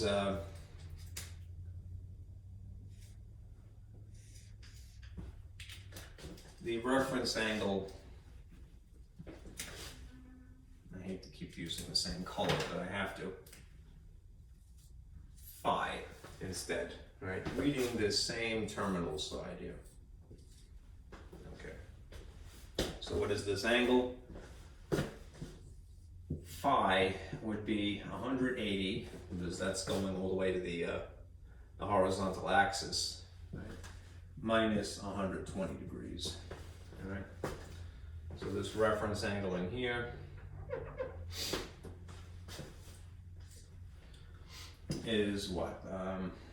60.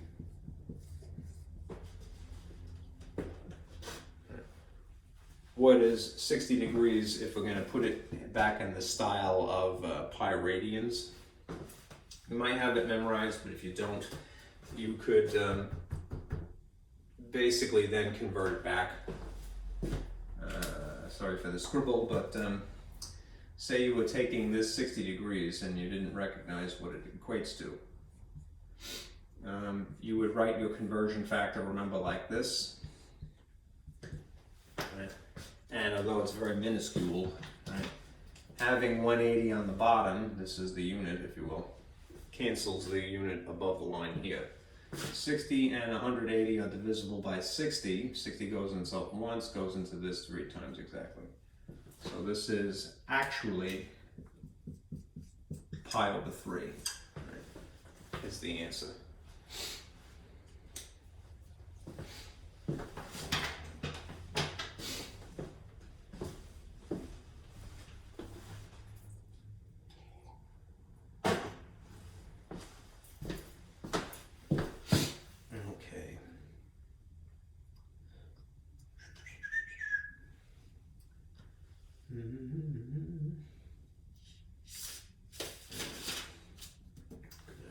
Let's do another.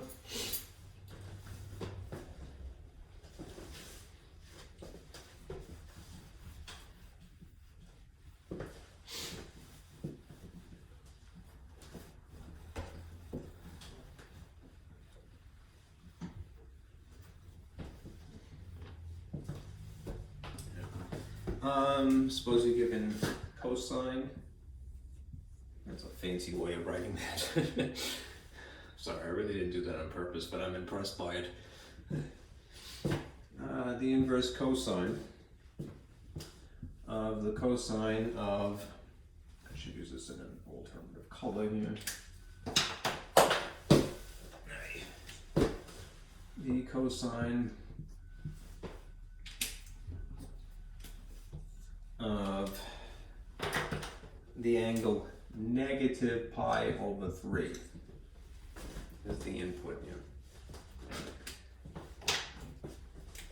Remember, the first thing is verify within or not the permissible interval. In this case, we have to look at the table for cosine in this orientation, inverse on the outside. So if you look here, the inverse cosine of the function cosine would be x, right, if that value fits in this spectrum, right, from 0 to pi.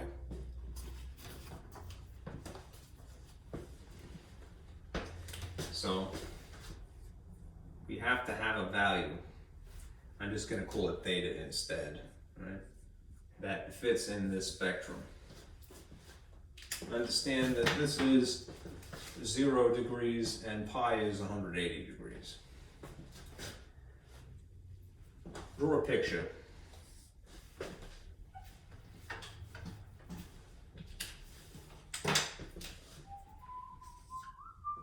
Label it as such. Ordinarily, this is 0 degrees, 90 degrees, 180 degrees, and 270, and this is 360 going the whole way around. All right. Using this spectrum, all right, 0 to pi, right, this is alternatively, I'll put it in green here, pi over 2, pi, 3 pi over 2, and 360 is 2 pi.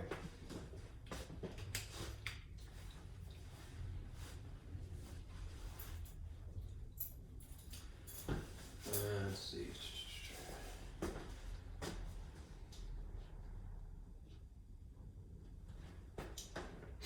There's going to be some shenanigans going on here. I just warning you right now. This is one of the weird problems. Don't get scared. I mean, there's an explanation, I promise you. This is really what we're allowed to work in, all right, from 0 to 180, all right, which would be from here to here, all right. This is allowed, all right. Here's the thing, all right. We're given negative pi over 3, all right. Negative pi over 3 is, well, just pi over 3 by itself is 60 degrees, right? But it's negative 60 degrees, right? Which means that where would you be in relation to 0? Negative is clockwise, right? It would technically be reading it this way. So you'd have this as the orientation. Right? This would be negative 60. Otherwise known as negative pi over 3. Right. As you can tell, that does not fit up here because it's down here in quadrant 4. Right? We're allowed quadrant 1 technically and quadrant 2. Right? So what are we going to do? Right?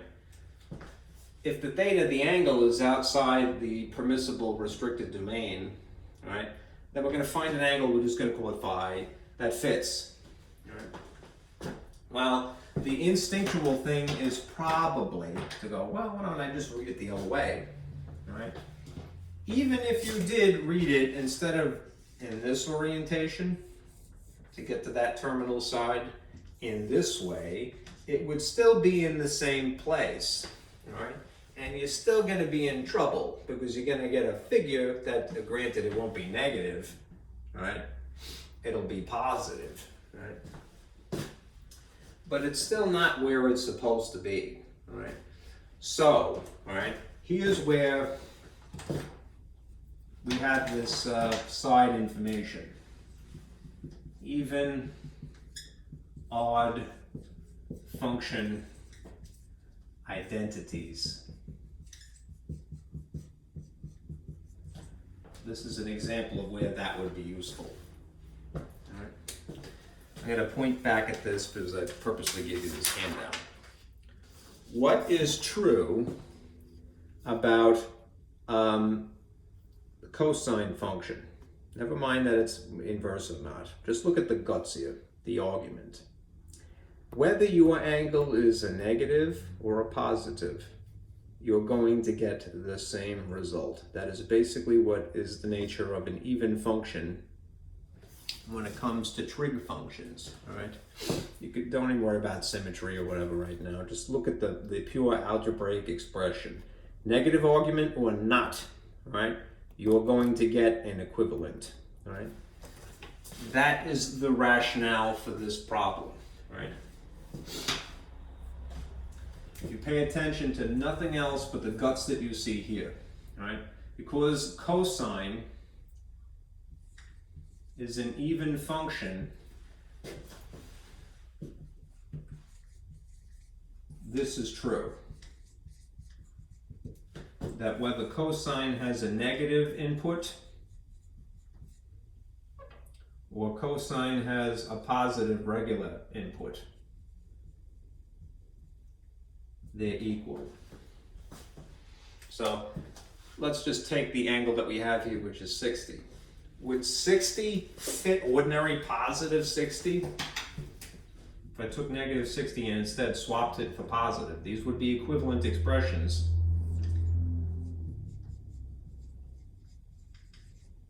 Equivalent. If I used positive 60, would positive 60 fit in this interval? It would. So what is the answer to this problem? Pi over 3, positive 60 is fine. Okay.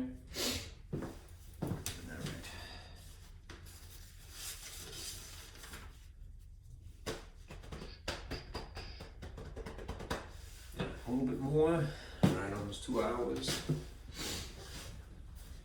Now, to this point, we've been dealing with a function and its inverse. What if we had something switched up a bit?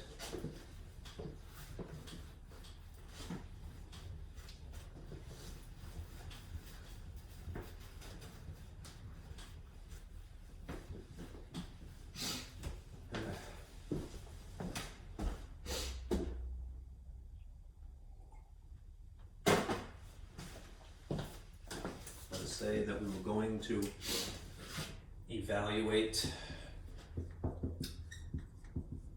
a situation like this. The inverse sine of, instead of its regular function, cosine instead.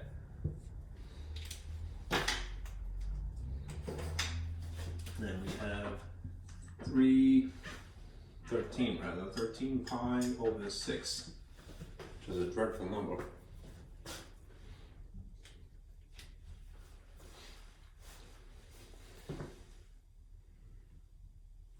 A couple of things to keep in mind. Right? This may be too much information, but ultimately, what is the answer going to be?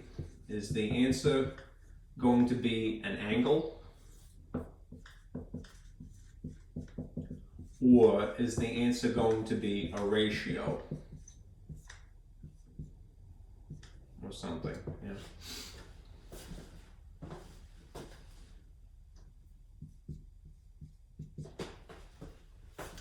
Well, if you have an inverse on the outside,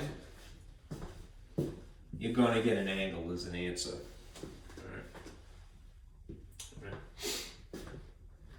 If you examine the guts of the cosine here, there's an angle in there. We don't have a rule for this. Just intervals of what is allowed, right? But that is an angle itself, known as the pi symbol, right? And this will give you a ratio as a result. From here to here, this is a ratio. What you will get as an answer is a theta, an angle, is an outcome. Right, so expect that.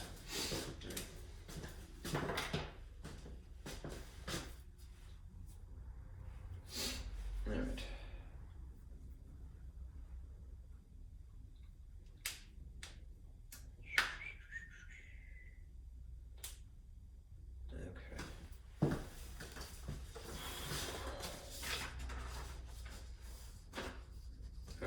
Now, here's the table that would be relevant for us now.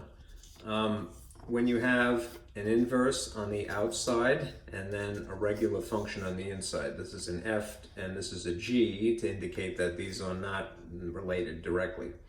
So this is the criteria that you must follow, right? If you have an inverse sine on the outside and you have regular cosine on the inside, this is the interval, the one that is cosines, basically.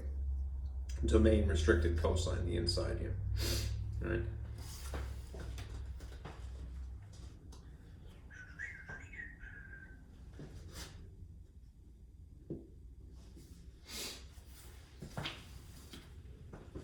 So let's draw a couple of things we'll figure out, all right? 13 pi over 6, all right, is how many degrees?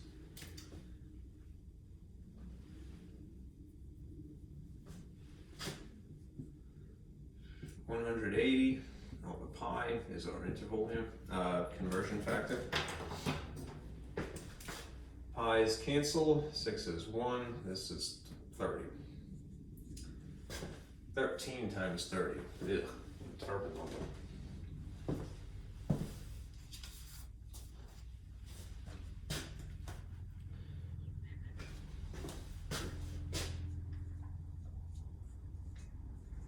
It's 390 degrees, yuck. All right. If you drew a picture, this is what you would get.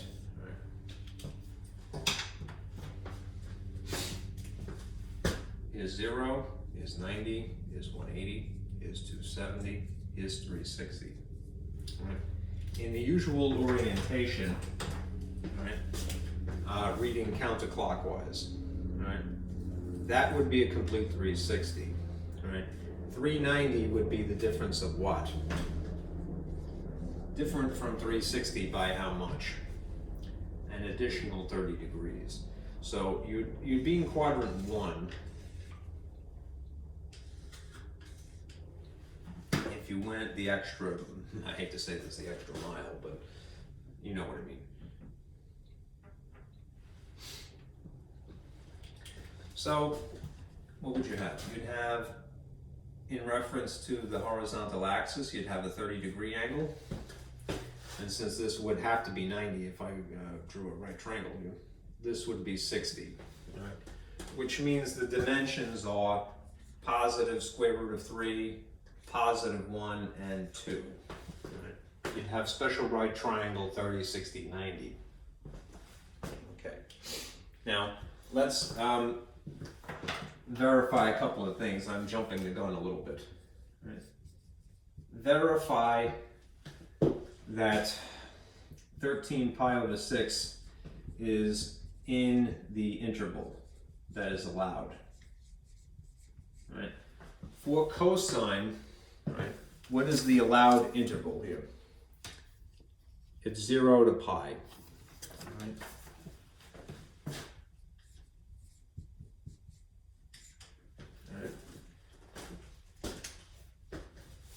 Since 390 is technically beyond 180, which is pi, what we would end up having to use is the equivalent, right? If theta is actually 390, then we're going to use this reference angle, which is really 30 degrees, right? I'm going to use that, yeah. Okay. So,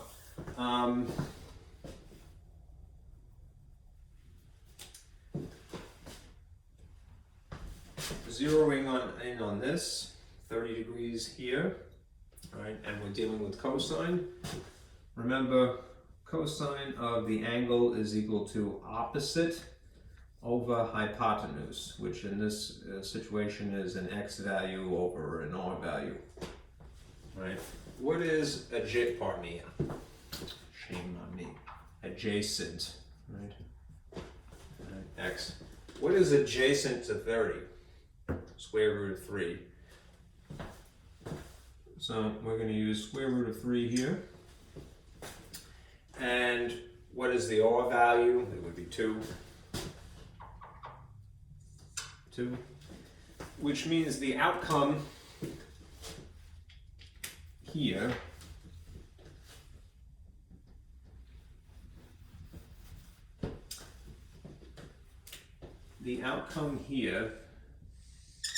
is this ratio, square root of 3 over 2. It is still inside the inverse sine function. Okay. Now, if you read it, remember this is going to produce an angle. If you're looking for the angle, you could reason it through, right? Sine of theta would be equal to opposite, right, over hypotenuse, right? Opposite of 30 would be what? Well, here's the thing. The orientation is going to change.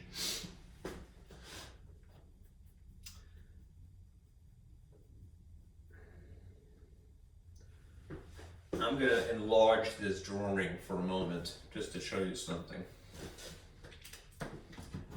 This is an exaggerated version of this triangle just for the sake of making it easier to read.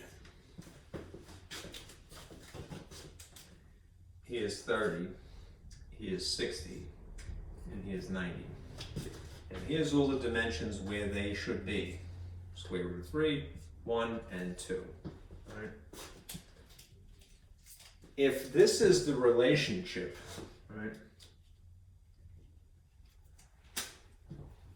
Square root of 3 over 2, right? That's not different. The 2 is where it is, right? But what angle is actually opposite of that?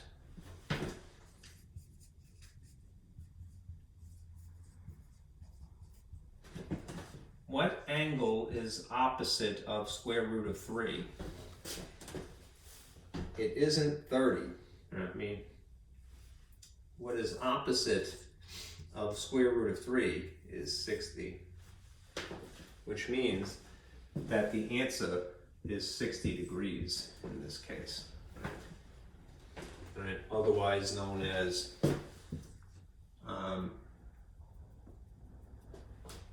pi over 3.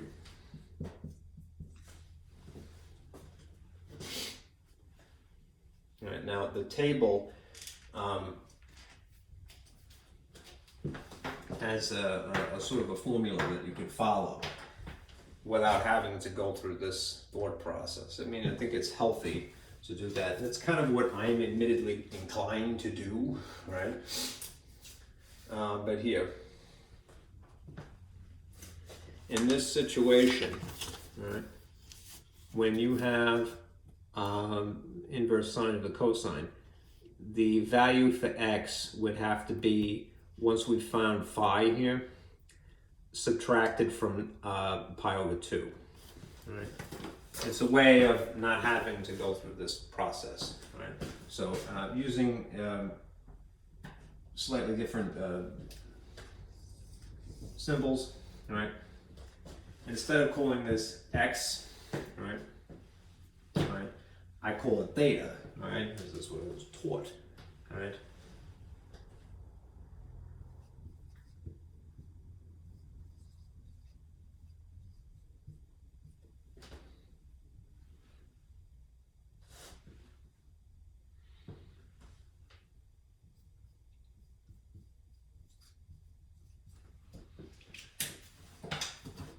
We used, instead of 13 pi over 6, right, we used the equivalent, which, you know, it's 390 degrees.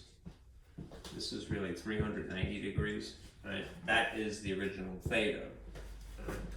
But because it is outside the spectrum that is allowed, we used an equivalent, a reference angle, which is actually 30, right? Which means that squeezed in here, it would be 30 degrees. Right. The thing is, the formula that is given to you is in pi radians. So, I mean, you could convert this to 90 first, and then simply subtract by 30. Right. that would be what? 60 degrees, right? If you had it in pi radians, standing in for the 30, right, that would be pi over 6, right? And then what you would get stuck doing is subtracting fractions of pi, which is a little, it's not impossible, it's just a little arduous perhaps. Right, pi over 2 minus pi over 6. It's the equivalent of 90 minus 30, and you get 60. This is admittedly faster, right? But my instinct is, I don't want to corrupt you either, all right? I still draw pictures, right, to rationalize what would be the case, right? Right. When I got it down to this point, right, 30 is what I was using for cosine, all right? But if we're sticking with this ratio, right, of 3 pi, pardon me, square root of 3 over 2, what is opposite of square root of 3 is not 30, it's across from it here, 60. Right? You'd have to change your perspective slightly. Okay? Anyhow, do use this formula, especially if you feel more comfortable, but just realize you're going to have to toggle a lot in your mind between degrees and radians, pi radians. All right. Let's do another.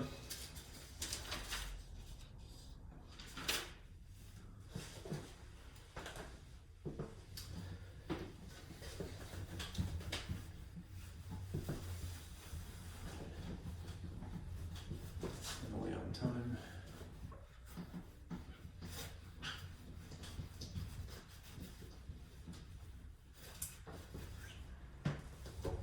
Okay.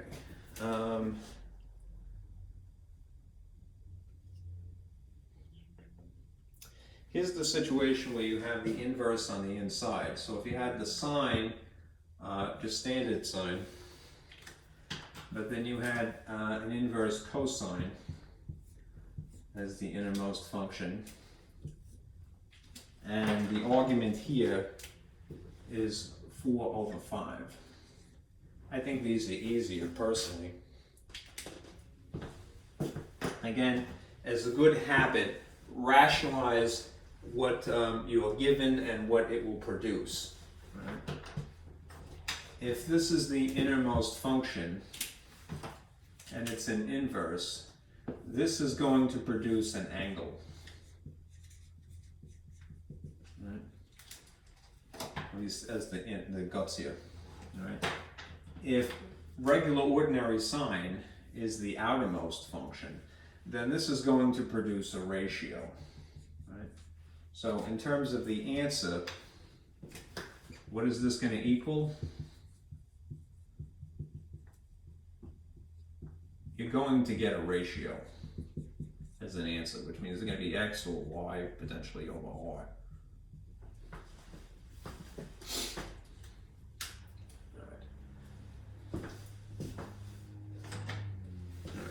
When you have a situation like this, right, you could use the Pythagorean identity.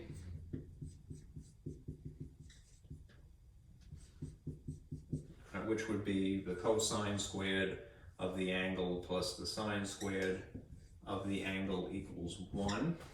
All right. Or, and I think this is more intuitive, just regular ordinary Pythagorean theorem.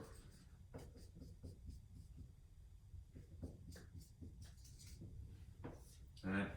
Which, if a Pythagorean theorem is normally a squared plus b squared equals c squared, you just change the labels. So it is maybe x squared and y squared equals r squared.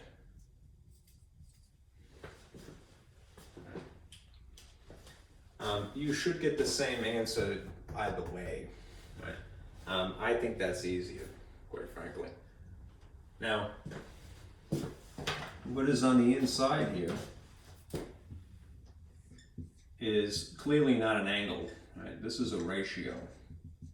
It's a ratio of the sides of a right triangle. So draw a right triangle.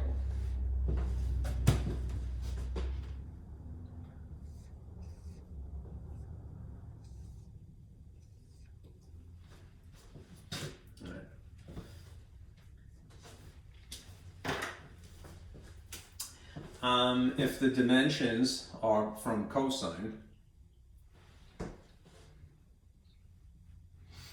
I'm going to put this over here, cosine of theta would be adjacent over hypotenuse. All right. Let's just say that the angle is there. It doesn't have to be, but adjacent would be, normally it's in the x orientation. I try to stray away from labeling it that way unless it's superimposed on a coordinate plane. We may have to get to that, but just start with the free-floating triangle right now. Adjacent to the angle, whatever it is, all right, would be here. And the hypotenuse would be here, right? So if you have the cosine of theta is 4 over 5, right? That means that the hypotenuse is 5, right? And the adjacent side is 4. And the one that is missing is the one that would be oriented here. Technically a y, right? So let's say that you went with this route.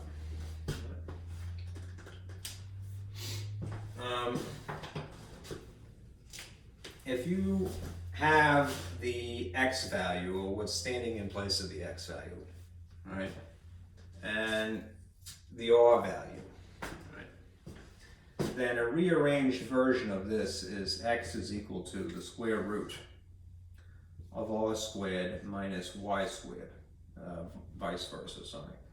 Y here, x here, right? Solving for y, you would end up with a square root, right, because it's squared. And having moved x to the opposite side, it would be subtraction, right?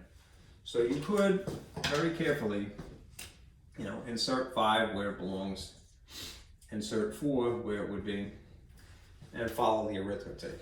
This would be 25 minus 16. And 25 minus 16 would be 9, right? Which is a perfect square, so that means that y would be equal to 3. Since we know that the answer happens to be a ratio, this is just regular ordinary sine here, you could pretty much take what you just figured out and write it in the answer immediately. All right? You should. I'm going to verify certain things as an afterthought, but this would work. All right. What is sine? Sine is the opposite over the hypotenuse, which would be the y value we just figured out, right? Over the r value if it's in standard form. So it would be 3 over the same radius, hypotenuse of 5, right? Which means that your answer would be 3 over 5, right? Now, really should be careful, you know, make sure that we're fitting into a certain spectrum of possibility here. And I'm going to do that now. As a matter of fact, let me show you what would happen if you went ahead and used the Pythagorean identity instead of the Pythagorean theorem. It's the same thing, it's just using trig functions instead of dimensions of the triangle. I need this space.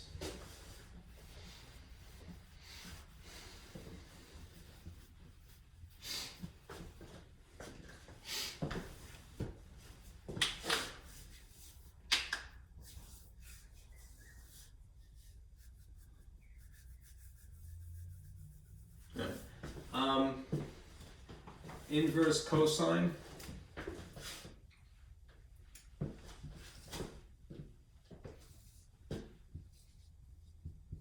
is this ratio, so therefore regular ordinary cosine is that, right?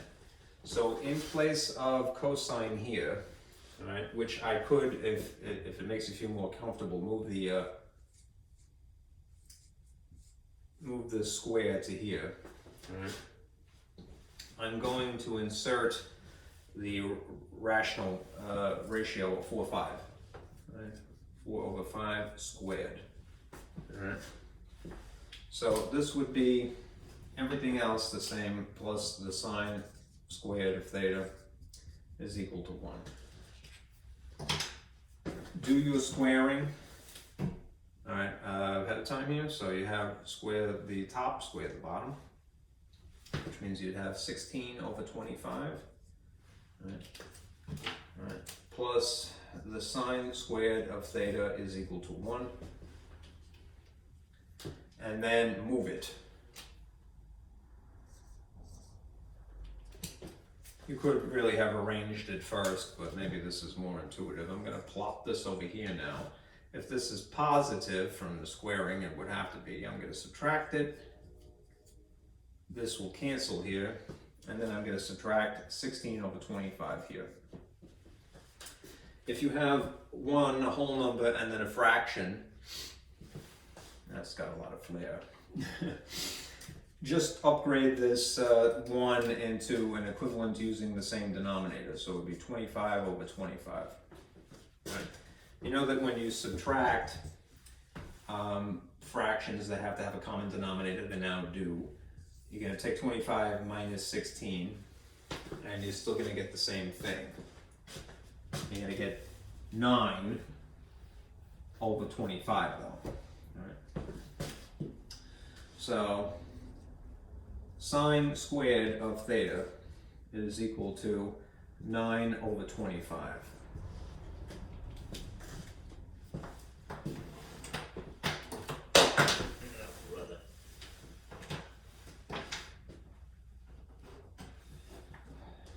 But we want it to just be sine because that's what the answer actually is. It's not sine squared.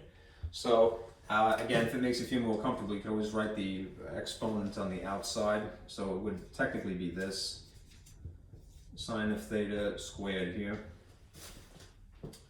And this is still 9 over 25. How do you get rid of something that is squared? Perform the opposite operation. The opposite of squaring is the square root. If you did it to this side of equals, you're obligated to do it to the opposite side of equals. It would go over both the numerator and denominator. The effect is that this 2 cancels, and you're left with what you're looking for, which is the sine of theta, and then you could factor this basically. The quotient rule of radicals says that if you want, you could break this up into 2 radicals, right? A radical over the numerator by itself and a radical over the denominator by itself, both of which happen to be perfect squares, so you're going to get a nice number. Square root of 9 is 3, and the square root of 25 is 5. This is the same fraction, right? The only thing that you really do have to worry about is, remember, when you're taking a square root, it could be a positive or it could be a negative. So these are both possibilities, positive 3/5 or negative 3/5. So we're going to now really need to draw a picture and consider what the interval is permissible. If you look here again at the table, and let's see. No, this is not the same table, I'm sorry.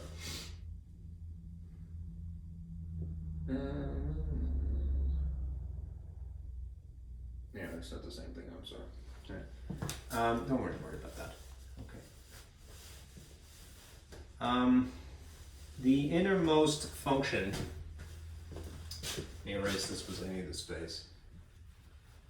The innermost function is going to dictate what is the allowable spectrum.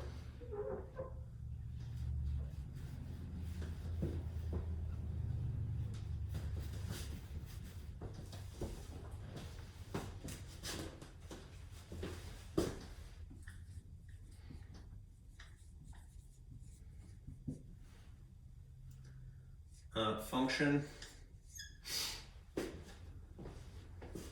permissible interval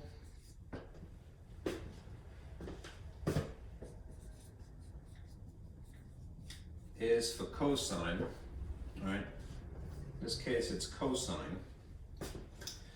So we have to be in this spectrum, right? Because it's restricted, right?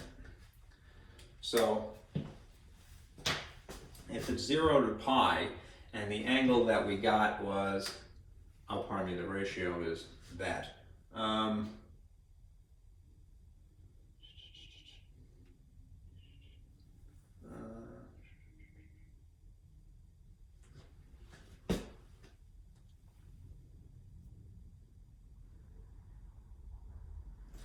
Let me draw a picture because it's the only way to get away with it.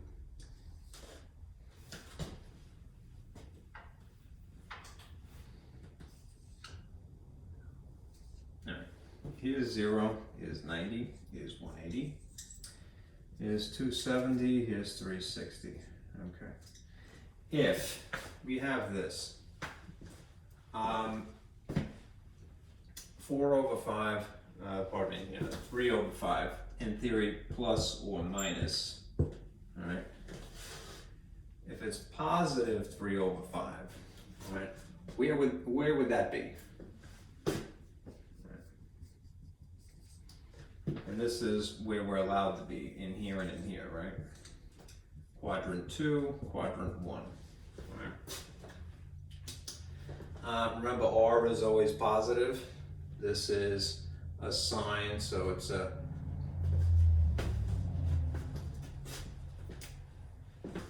positive y. All right.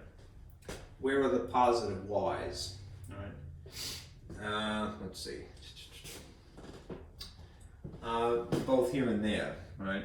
So in theory, you could be in here or in here. You would have a dimension of positive 3 here and a dimension of positive 3 here. All right.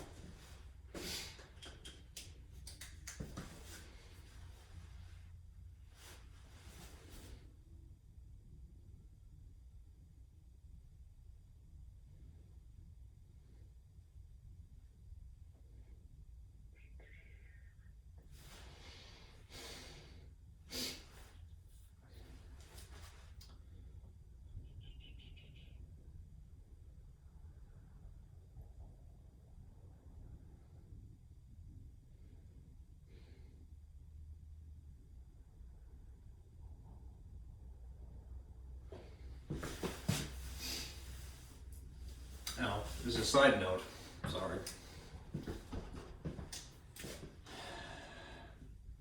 If we take into consideration what it came from, 4 over 5, and this is cosine, right? Versus this is sine, right? We have to take this into consideration, cosine.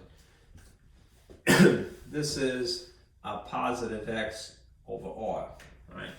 Of these two possibilities of it being in realm quadrant 1 or quadrant 2, which one of these is in fact a positive x though? That would be positive 4. Just this one. So it's not the negative. I hate to belabor the point. Right. That's why, I mean, I try not to involve, the Pythagorean identity. I just went with the Pythagorean theorem. To me, it's instinctual. If they gave you dimensions at a positive 4, all right, then you wouldn't even worry about this, all right? Because you'd be here. This is where positive x is, all right?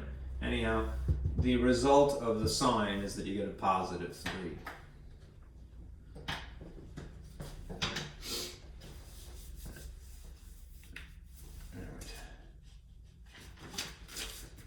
Let me do 2 more and then I'll stop.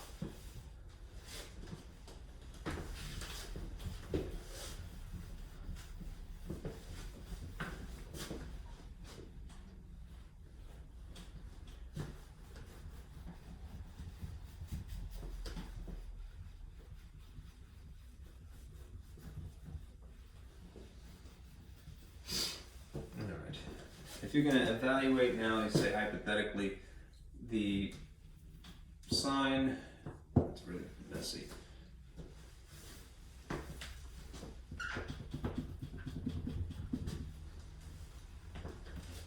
Sorry.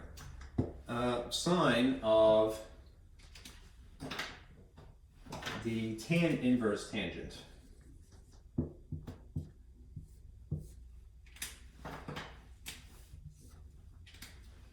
And you have this ratio, 7/4. Okay. And remember, what is the answer going to be? Are you going to get an angle or are you going to get a ratio?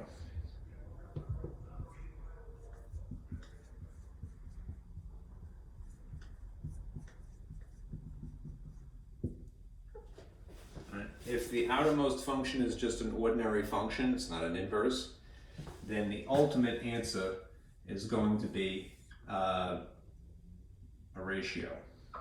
Jumping the gun here. Okay. In between then and there, all right, this being an inverse is going to give you an angle. Okay. So if you had the tangent of theta, right, and you had these dimensions, 7/4, right, remember what this equates to. All right. Tangent is opposite over hypotenuse, right? Now, depending upon the orientation where you're reading the angle from, most of the time this is a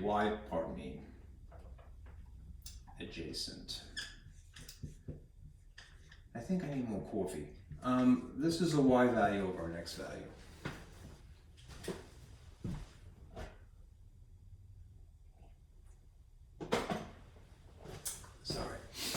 So, anyhow, draw yourself a triangle,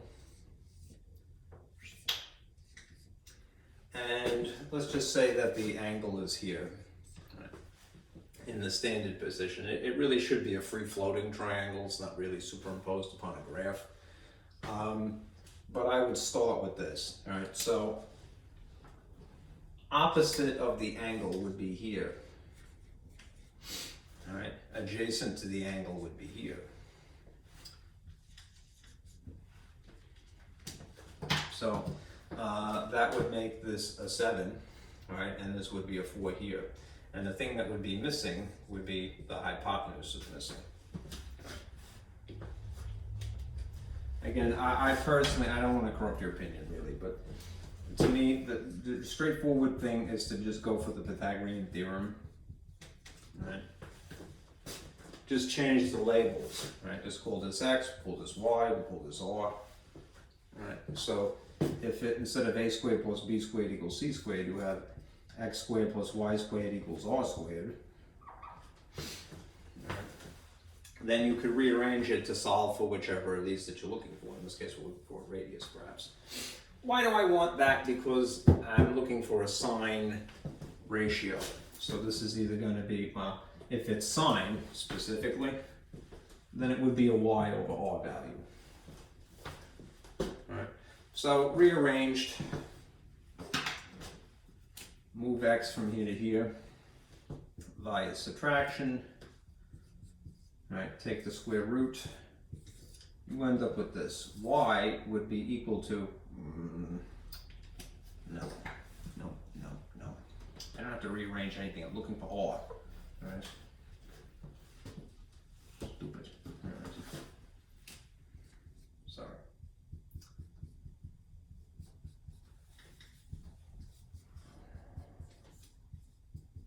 What I would have to do is take the square root eventually. So I'll do that now.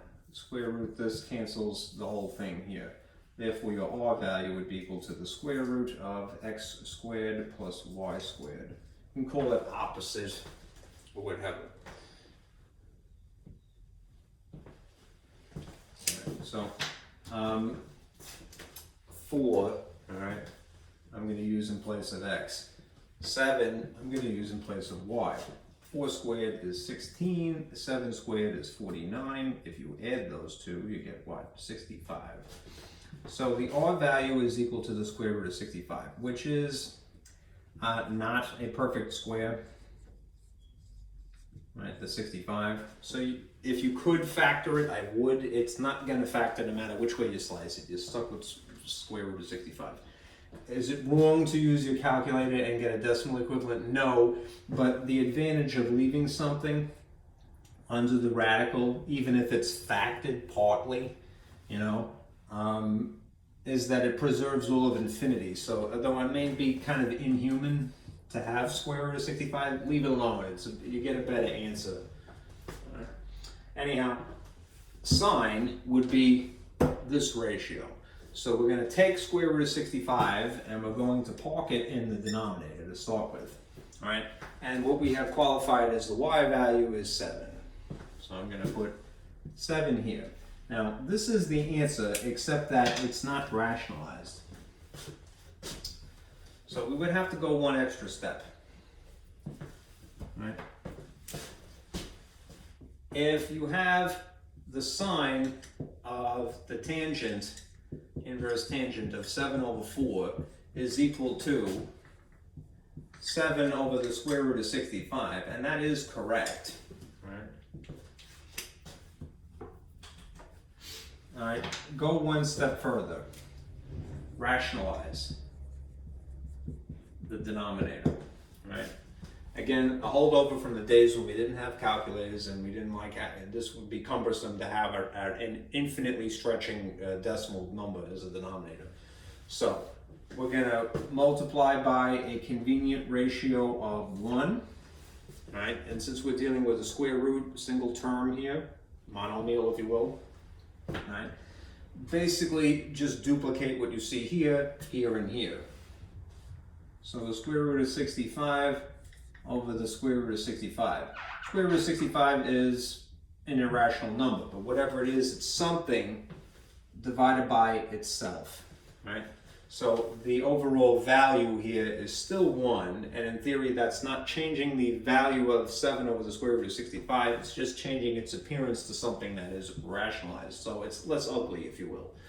All right, this times this is going to basically leave you with 65.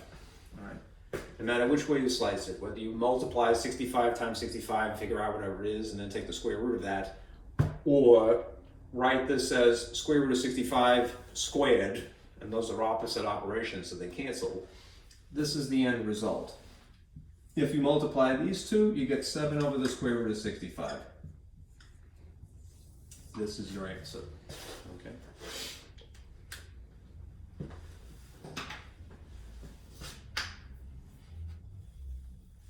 I would guess because we're dealing with tangent in this case, you don't have to worry because of the infinity is the interval.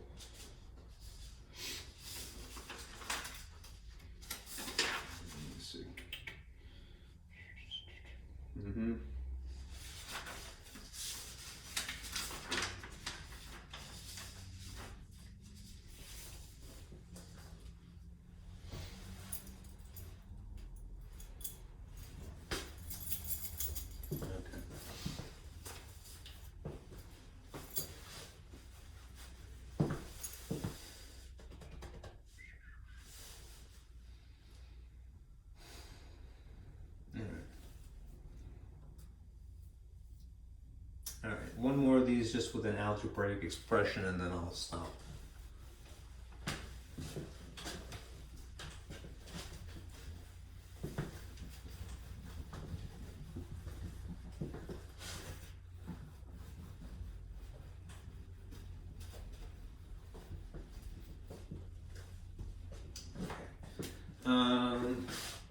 Let us say you had to find the cosine of an inverse sine function, but there's an algebraic expression. Find the solution to a composite with an algebraic expression, right, in the argument.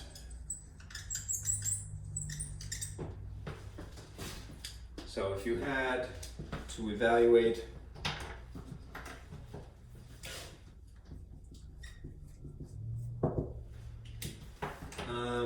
the cosine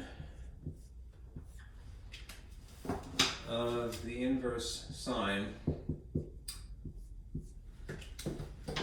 of x over 3, right?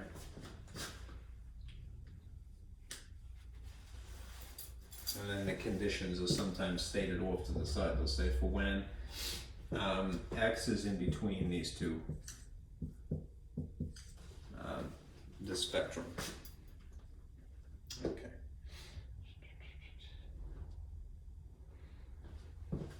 And the reason that they would throw in something like this is because if you had exactly -3 here, -3 divided by 3 would be -1, right?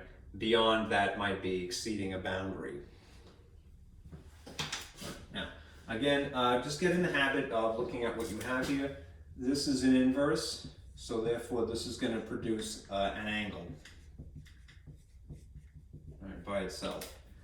This, on the other hand, is just a regular ordinary function, so the answer ultimately should be a ratio rather than an angle. Okay.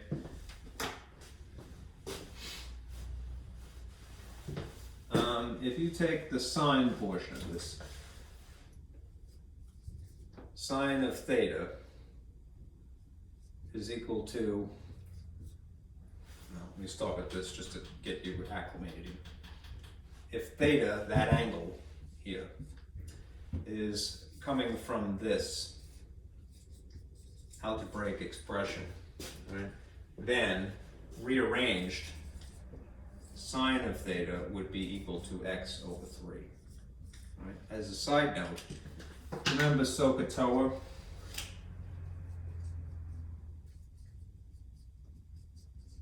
Right. Sine is the opposite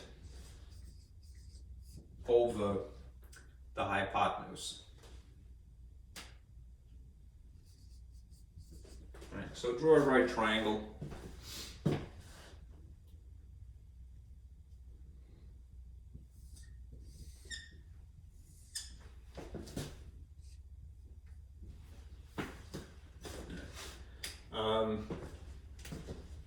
I just have a tendency to put the theta here. It doesn't have to be there, you could put it there if you like, and if you wanted to make it jibe a little bit more with what the orientation would be on a coordinate axis, I wouldn't blame you. But I like, if it's just a free-floating triangle, don't worry about x and y so much, right? Just think about it in terms of SOHCAHTOA, all right? It is unfortunate that using x in place of opposite, because we often think of opposite as being y, but hey, that's the way it is in this problem. Just be precautious. Opposite of this would be x, right? Right? If I put the angle here, then it would be there in the more normal way. The hypotenuse would happen to be 3 then.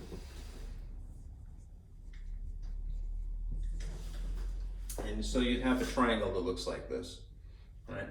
The one thing that would be mysterious would be the bottom here, right? So again, you could shoot for the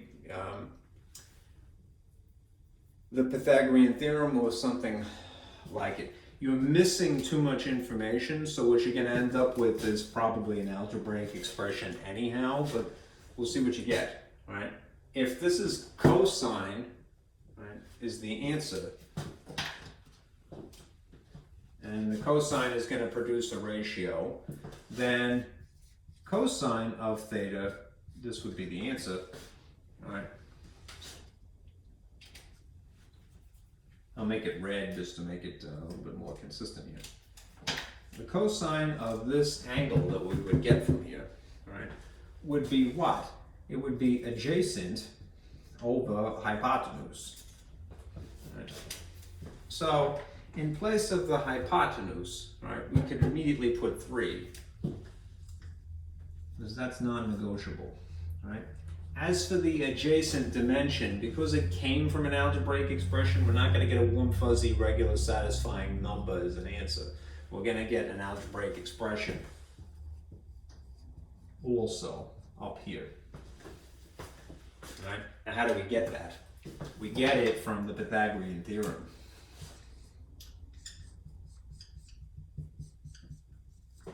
So, I'm just going to opt for the usual labeling, just not to conflate anything that shouldn't be.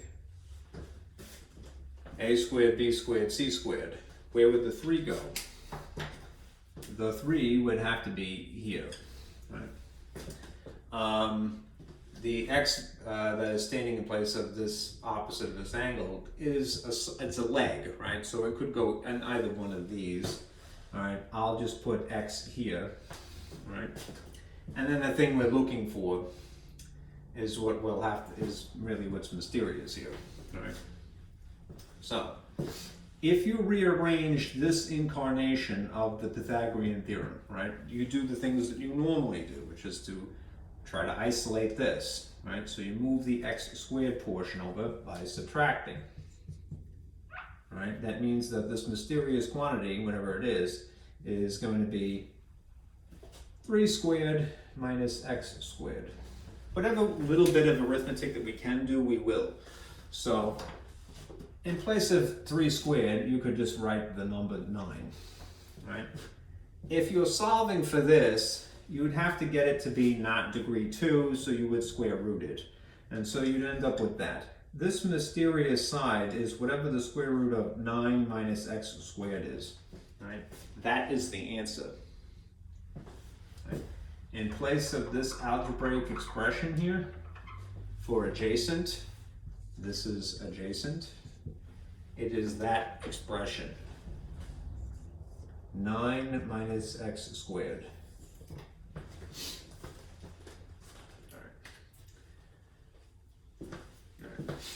And that's that. Okay.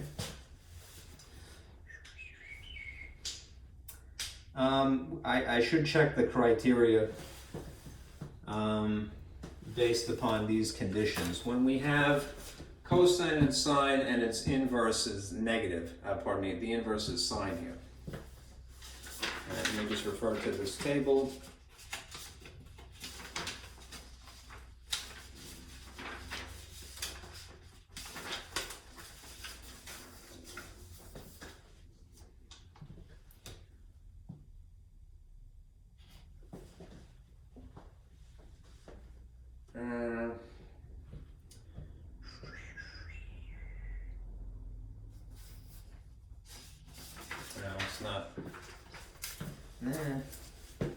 Probably belaboring the point here.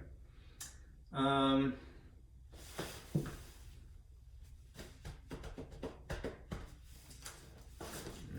I don't want to barrage you with that, but I'm just being anal retentive right now.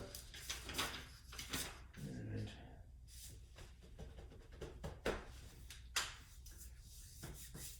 The conditions for sine. Remember, if this is domain restricted, right? Domain restricted sine requests that we work in this interval from negative 90 to positive 90. Right. Right. So this is really overkill, but I'll do it anyway.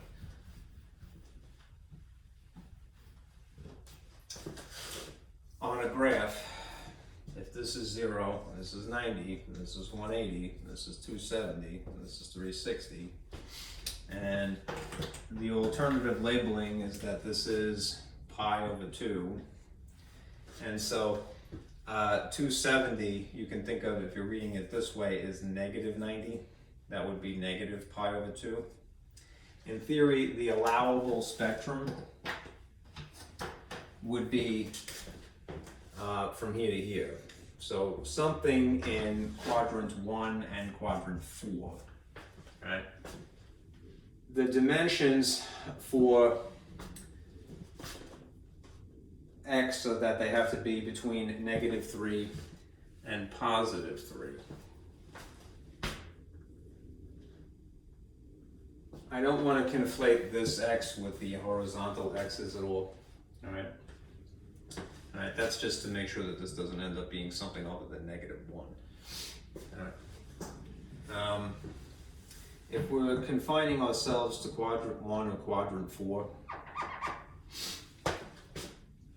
and I've used, let's see, this value, let's see, do I really need to labor over that?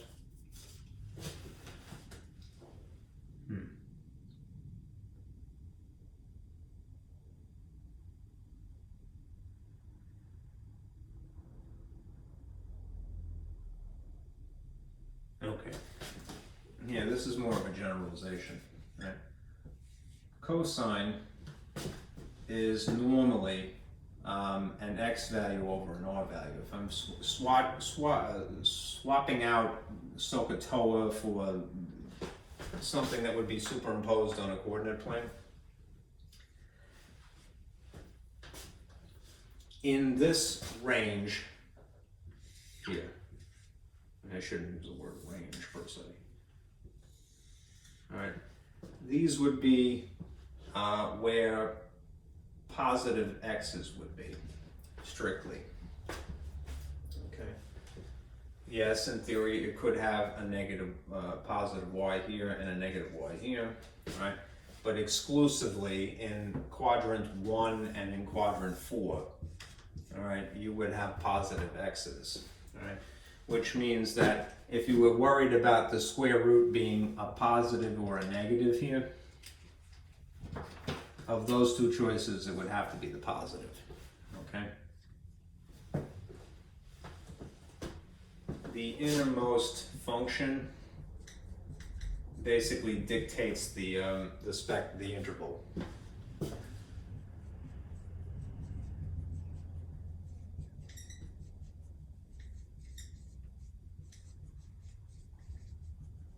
Okay.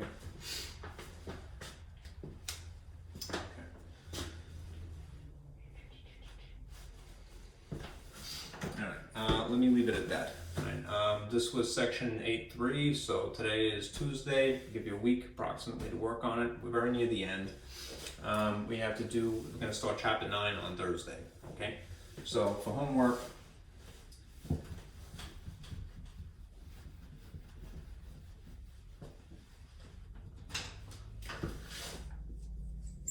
right, just do section 8.3 practice. I'm going to look at it to make sure that it's suitable, right? But that should be what you have to do, right? Do by Tuesday next week, Tuesday morning in theory. Okay? All right. Thank you guys for sticking with me for 2 hours and 48 minutes. All right. Be careful out there.